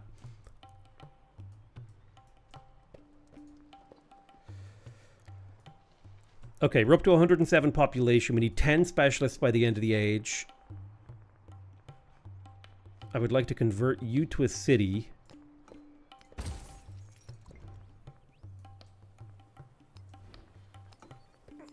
I want you to grow a little bit. Need just as much pops as we can get. Go ahead and build me that harbor nice and slowly. No, I should purchase the production buildings in here rather than hard building them. So instead,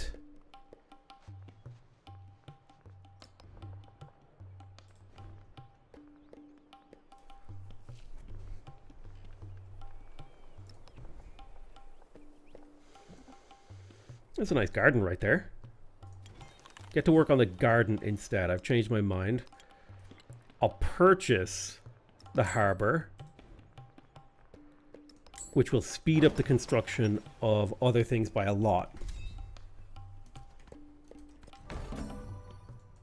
I've actually gone so far. I actually don't think it makes sense for FPS games for the graphical fidelity. I think every game, there's a certain point where the graphical fidelity gets to a point where you actually start harming the gameplay. I did not mean to place that specialist where I was a misclick.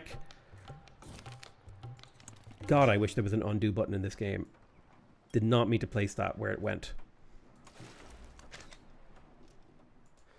A 4 production city. That's right. We're still in the process of building it up. I want to put stuff on this tile, so we'll do it. Nothing a cheeky save scum can't fix. Yeah, but it's like the reload takes so long, dude. Diplomatic action, thank you. Don't care about what your diplomatic action is. Let's make sure we shoot here. And we shoot here. My commander has leveled up. I'm going to take the bombardment promotion. Gunfire support will allow them to do splash damage, which is fantastic. Then I'm going to take the +5 combat strength from the order promotion. Order commendation, meaning my units are now like basically unkillable. And I start the age with a great admiral, which is very strong. If you have it on an SSD, it loads fast.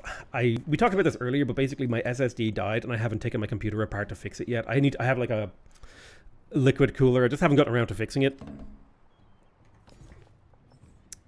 In Pyongyang, I'm going to grow to this fishing tile because I want growth. I could upgrade my galleys. They're going to upgrade for free at the end of the age anyway, so I don't ever see a reason for me to be incentivized to upgrade my ships.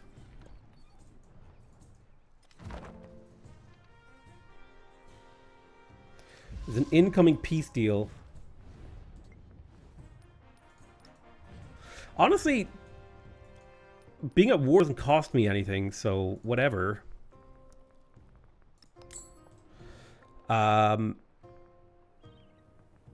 Let's purchase the barracks there. We're up to 13 production in here. I would also like to purchase the saw pit. I'll put it right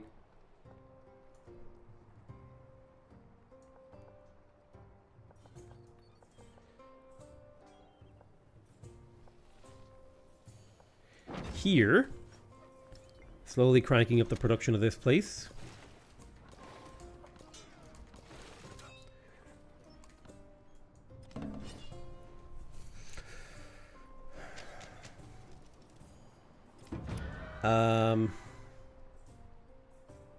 Yeah, I tell you what, I will propose peace with her so that I can bring my army commander and the boats. God, I don't care. Just close the screen. So I can bring them over to defend the capital. Gaesong has grown.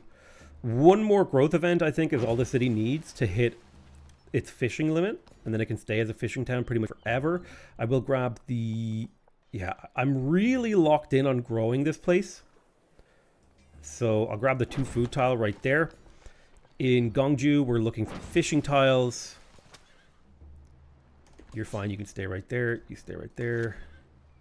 Go into alert mode. I guess I could actually bring you back to defend the capital.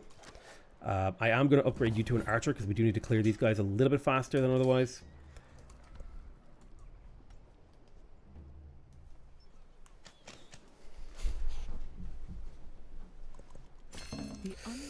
Okay, there's philosophy. Cool, cool, cool, cool, cool. I'll take the extra 200 happiness. I wouldn't mind getting another celebration before the end of the age. I'm going to cancel this diplomatic action. I don't want him to hurt me like that. I'm going to try and do a reconciliation. I'm going to try and do a reconciliation. I'll do a military aid with Himiko. I'll do a research collab with Lakshmibi. He's mad at me. What's her name? Lakshmibai. I don't know how to actually say her name. Alright, we'll go for commerce. Han Seong has completed Chart the Stars. We really want the lighthouse for the gold. The only place to place it really is here, plus that will give us adjacency on this, so that's pretty good. In terms of social policies, we could go for better specialists. I don't know if that's the way that we want to go. I think I'm trying to focus on hitting these metrics here before the end of the age.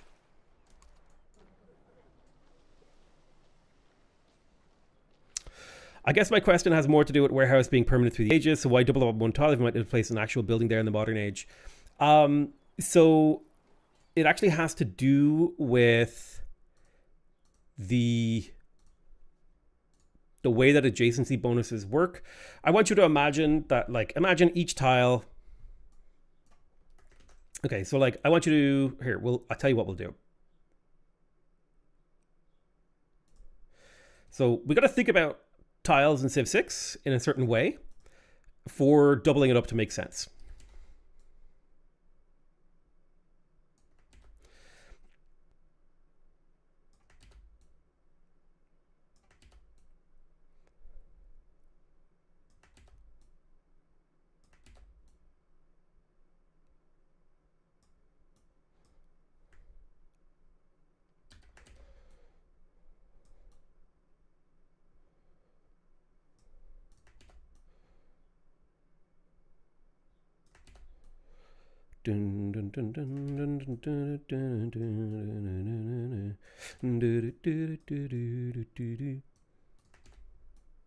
So one of the things we have to consider is how I want you to think about tiles, just like broadly, is when it comes to capacity,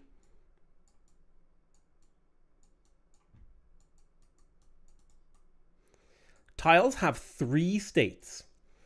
They have 2 capacity, 1 capacity, and 0 capacity.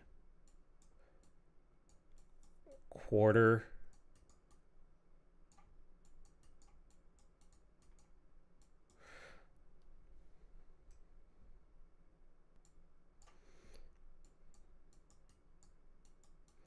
District.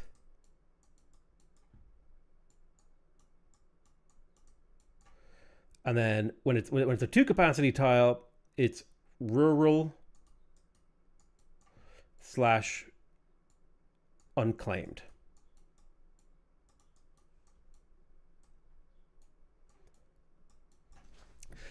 Certain buildings key off this. This having a tile with this is having a tile with 0 capacity sometimes gives you +1 adjacency.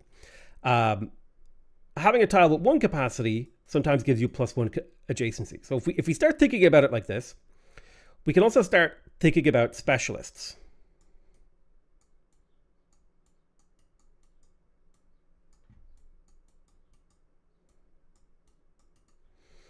You can have from 0, 1, 2, 3, 4, 5 specialists, which is then multiplied by capacity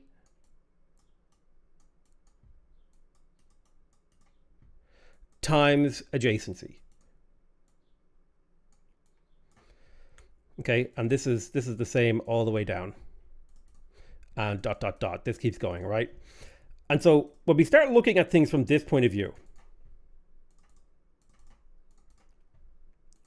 there's a few ways we can choose how to lay warehouse buildings. Warehouse buildings will never have adjacency.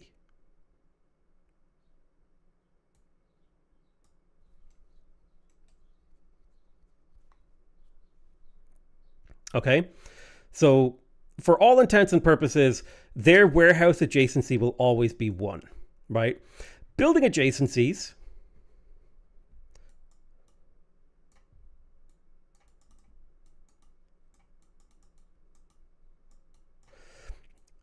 can run anywhere from 1, which is no bonus, to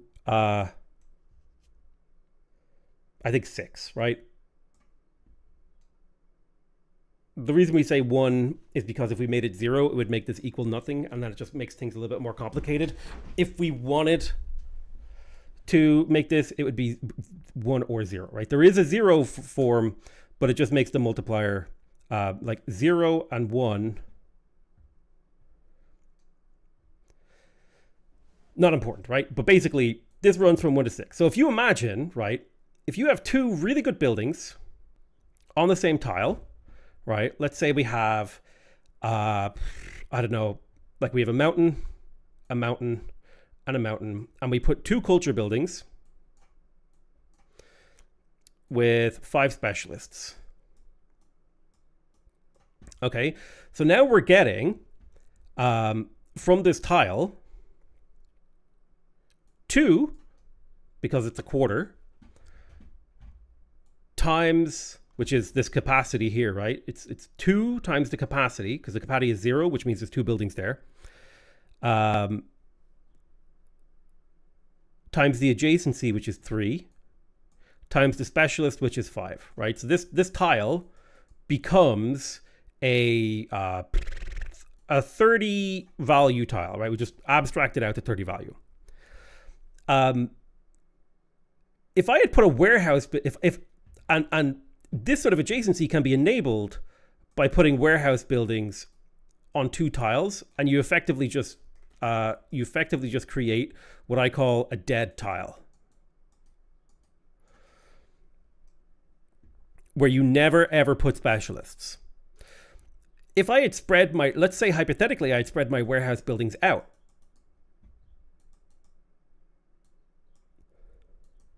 And we had a similar situation, right, where we've got mountains here, a mountain here, a mountain here, and a mountain here. And I put my 2 culture buildings here.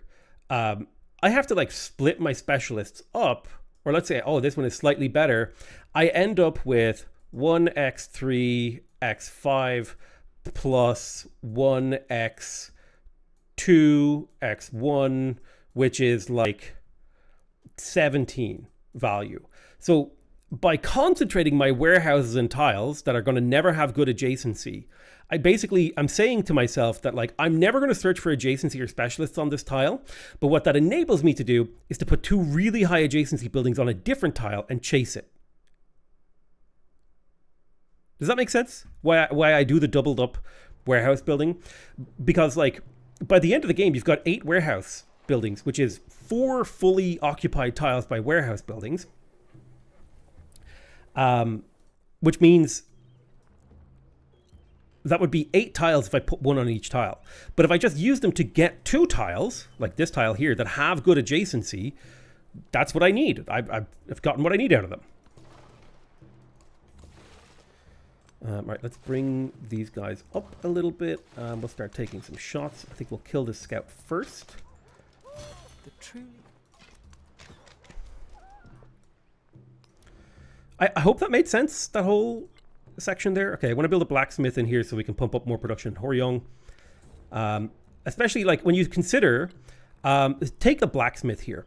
It gives you +1 production on quarters. Quarters are when there's 2 buildings on a tile. When a district is filled with buildings that are not overbuildable, it becomes a quarter, right? It have to be non-overbuildable. which means 2 warehouses together on a tile makes a permanent district that you can scale off. So I hope that makes sense.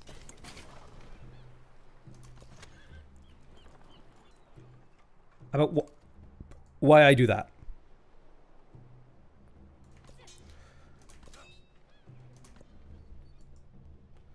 Nobody has typed in chat for a while, and it's making me concerned that nobody understood what I just talked about. You guys got it, right?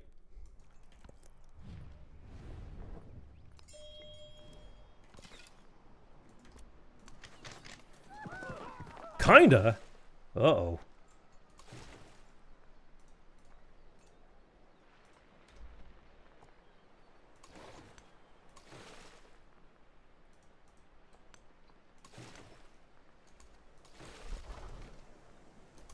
Okay, some people understood. Good enough for me. Talk to your classmates if you're confused. I need a little bit more gold, so I'll wait a turn. I understood it, but I feel like I could be explained in one sentence. Sure, but sometimes visually thinking about things and like giving examples helps. Okay, so next turn I'm going to buy the blacksmith. So I would like to build a market right here that's worth 10 gold per turn, which is great.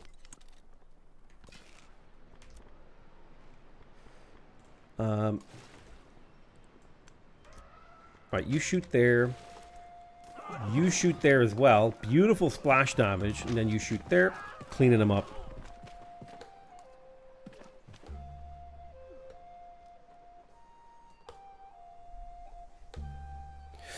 Do you mix your production and science adjacent, or do you like to stack? It depends on my specific need. Sometimes I'll stack, sometimes I'll spread.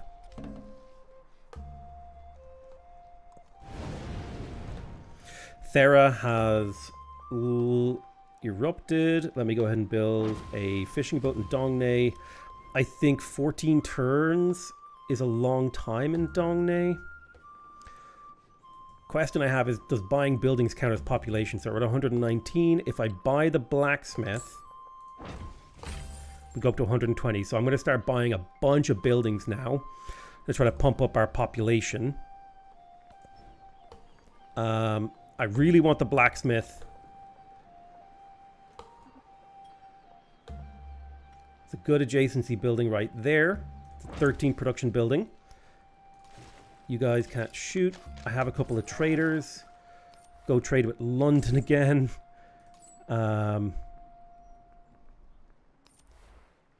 Go trade with Manchester. He's not willing to be friends with me.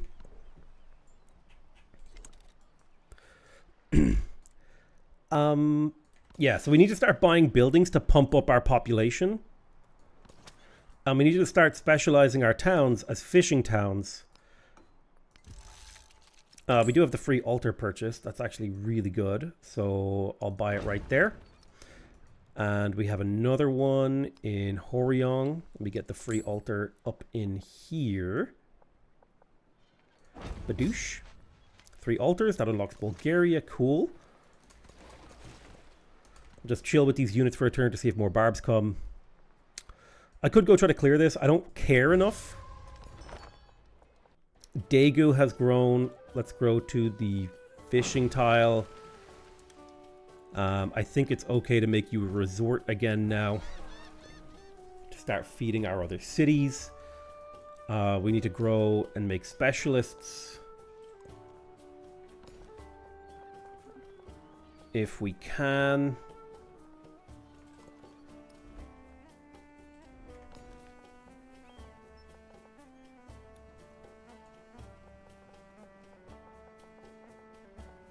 Yeah, keep getting those resources. I don't need the production towards wonders. I'm not planning on building any wonders right now. The age is basically ending. I'm going to put these guys on alert or sleep because I have no plans to make use of them at the moment. So we'll go to the next turn.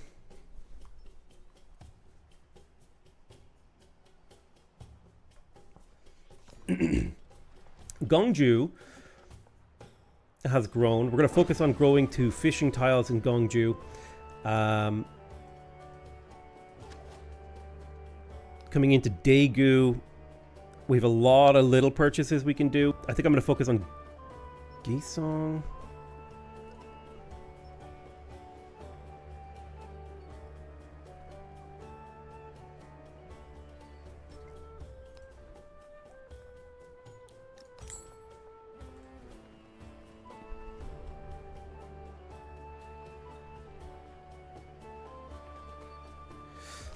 Yeah, let's get the brickyard.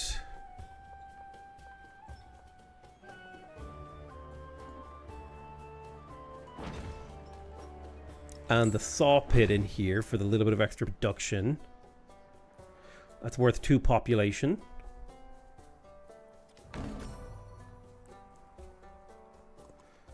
The problem with developing an AI that is on the same level as something like Stockfish is the sheer number of different states the game can be in Civ. In a game like Civ, just creates like a computational problem that is like you couldn't calculate what the AI needs to do before the end of the universe type situation. I'm going to stop her from denouncing me because I want to reconcile with her.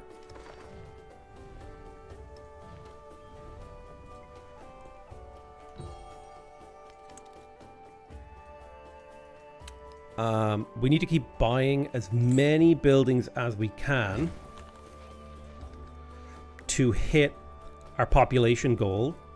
We might not be able to hit it. I might have switched my plans a little bit too late into the age. It depends. A lot can happen in 10 turns. Okay, there's the blacksmith. I need to place a granary on a tile that I'm working. I wouldn't mind the arena.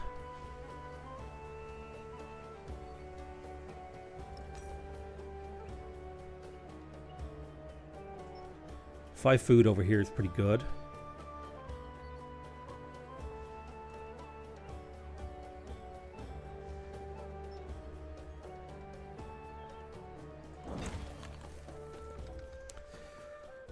Horyong.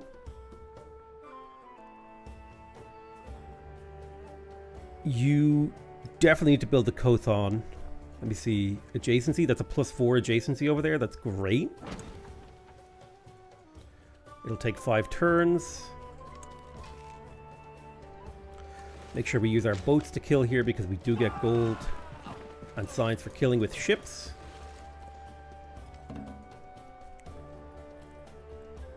$19 more population before the end of the age. There's coinage. Production on warehouse buildings and content are happier. Ooh. Oh, dude. Hangzhou is so crazy for gold. But do I want to lose? Do I want to have like a bunch of base production? Yeah, I think I do. The base production gives me a bit of flexibility. Okay, Gongju, let's start developing you.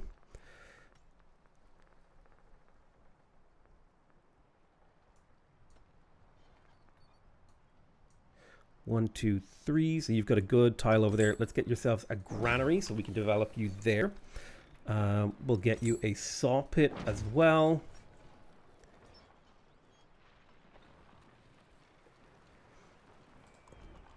We're up to 135 population. I don't know if I'm going to be able to get all the specialists because I forgot I can't get specialists in my second city, which makes me sad. We'll grab the furs. We got the granary in here.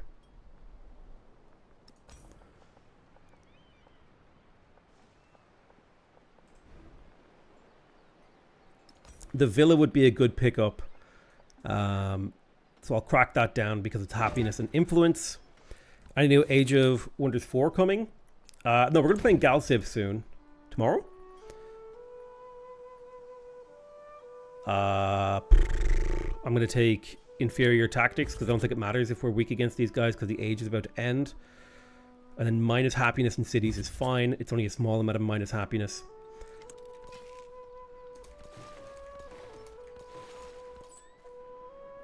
Let's initiate this trade. We should be able to come in here and pack our capital with llamas and things. Then we can go to the next turn.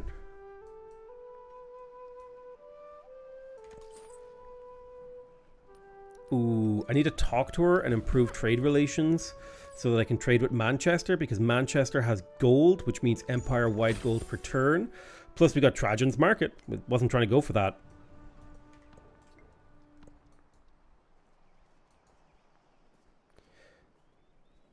I would love to get Tower of Babel, and we need more Sack Babe.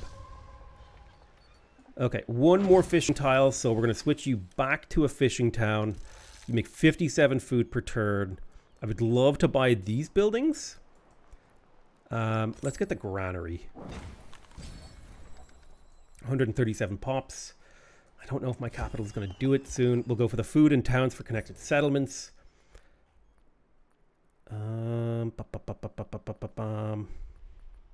Science from science buildings is pretty good.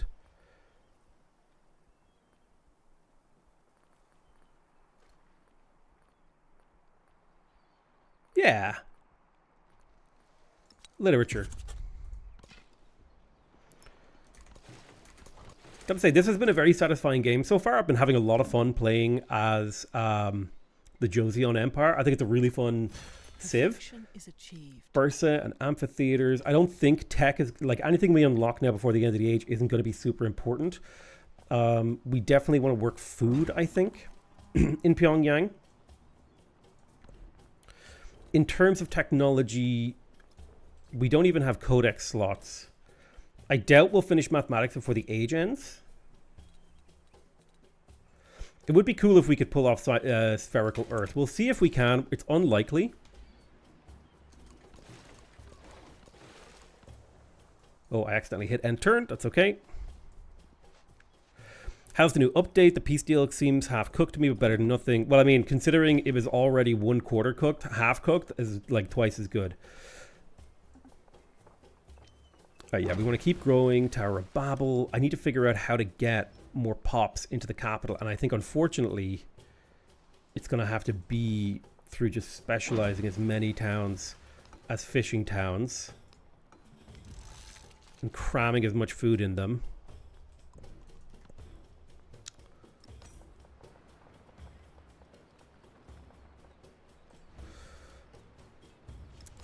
+1 happiness on quarters is pretty good. We'll build that. Horyong. We definitely want the dockyard to build the Kothon. Resource assignments. Put the llama in the bag.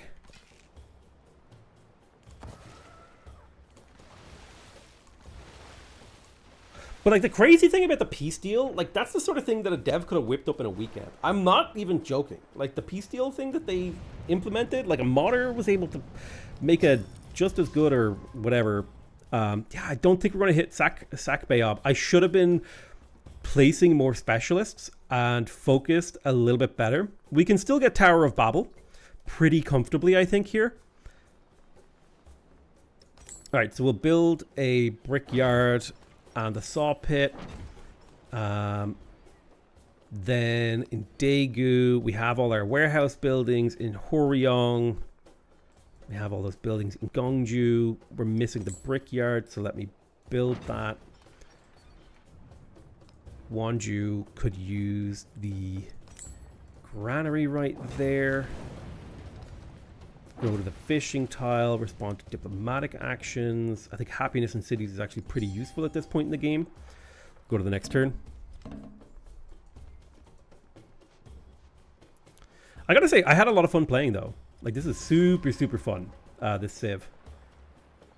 Let's put some specialists on the city center tile, because that's always going to be good, if we keep it as our capital at least. Then the amphitheater. Put it right there. And in Pyongyang, I'll build a granary on this tile. And you'll grow to there.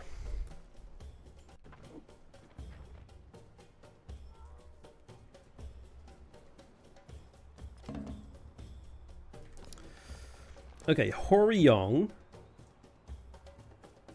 has grown. Let's go to the gypsum. It's another resource, which makes trading with us more attractive. I'll grab the crabs in there. 5 food and Hanseong. Yeah, unfortunately, we're not going to hit Sac Bayob. We will hit Tower of Babel.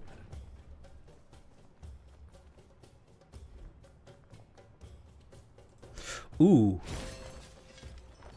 I need to research a library. A mastery tech.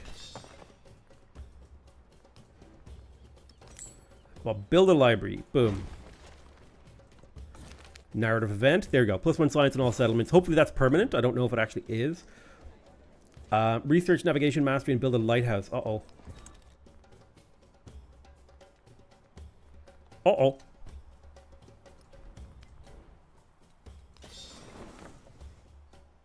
Seven ages. Okay. We can hit that one. Horyong, get me a lighthouse. Lighthouse, please. People say they don't like Civ 7, but never engage with any of the mechanics. Sad. I mean, like, yeah, they don't like the game. Why would they engage with the mechanics of a game that they don't like? They don't find the mechanics satisfying to engage with. That's the problem. The dogs bark, but the caravan moves on. Every game does feel the same in Civ in Civ 7, in my opinion. But you have to play a lot for it to feel different, and that's part of the problem.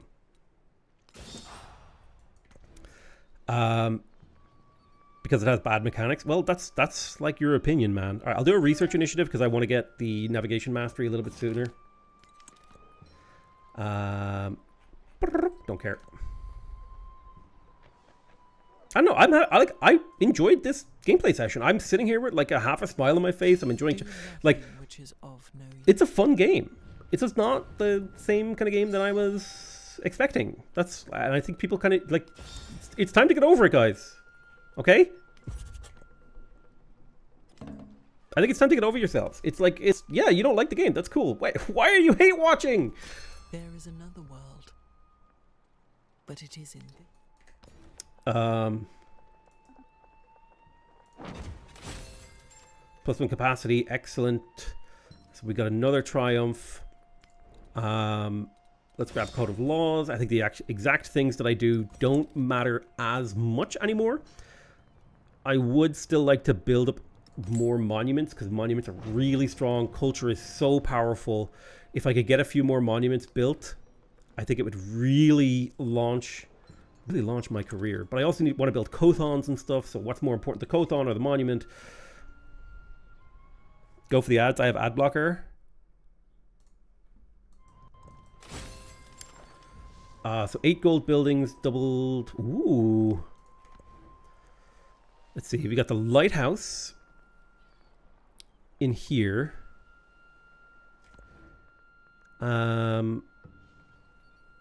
Definitely would like the monument. This is our best adjacency tile right there, right beside a mountain. Rage baited by free will. True. Okay, I think more important than the monuments is to get my... No fishing town?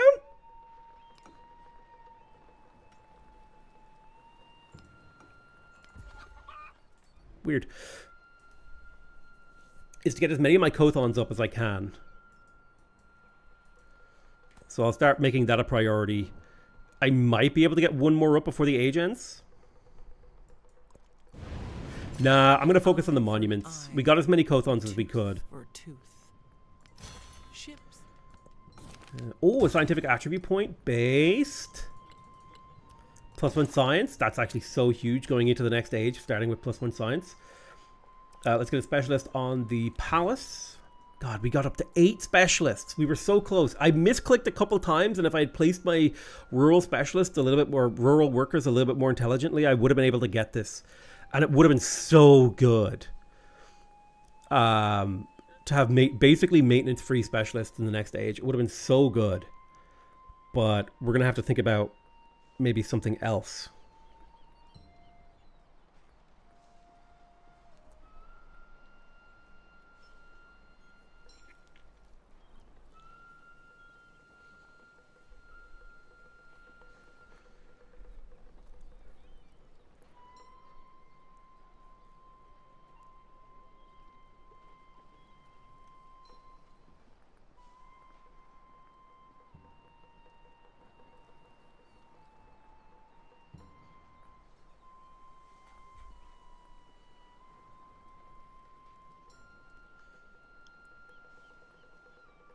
Ooh, Cow Gunji would have been really good too, actually. I could have gone for like Cow Gunji.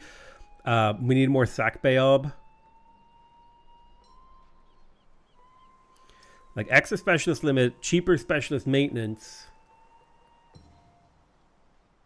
The combination of those two would have been sick.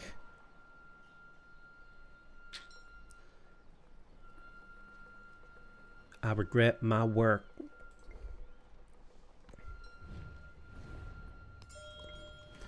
It's okay, we're learning.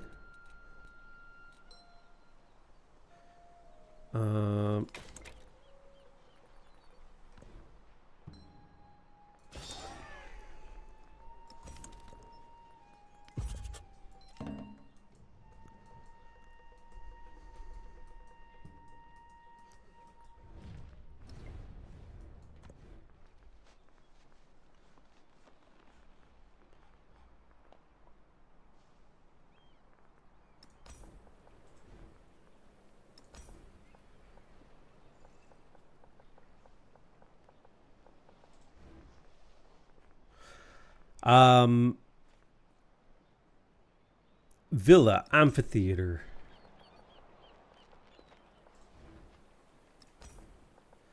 Arena. What do we want to build here?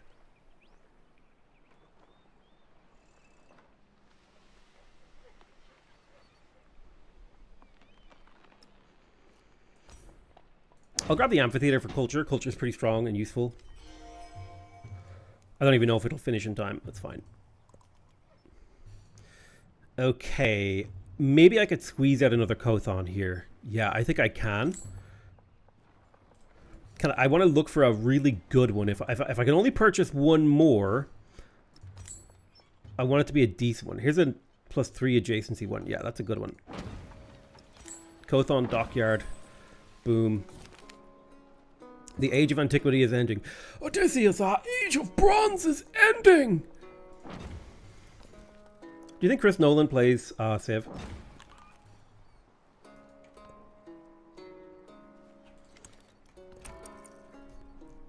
So, I think we're going to stay Joseon. But I'm going to save the game here.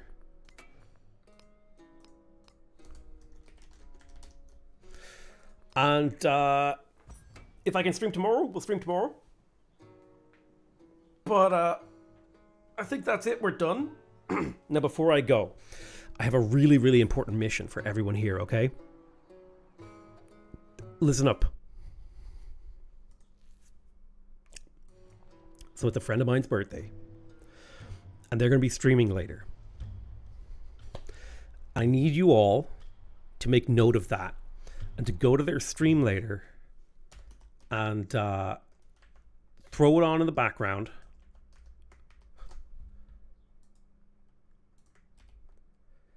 Subscribe, Twitch Prime, everything. Okay, so let me just drop. I want you to take note of this stream, please. It's twitch.tv/MS Cupcakes. Keep note of that. And later on today, I want you to go say hi and help them celebrate their birthday. If things lined up for me, because I'm going to dinner with them, and a few friends, we're taking them out in a little bit before their stream. If things had worked out, I would have like raided, but the timing isn't working. So I need you, like, you have a mission, okay? Your job is to go to twitch.tv/MS Cupcakes. I put it in the chat and go say hi later, okay? All right. That's it for me. You don't have to go home, but you have to get the hell out of here.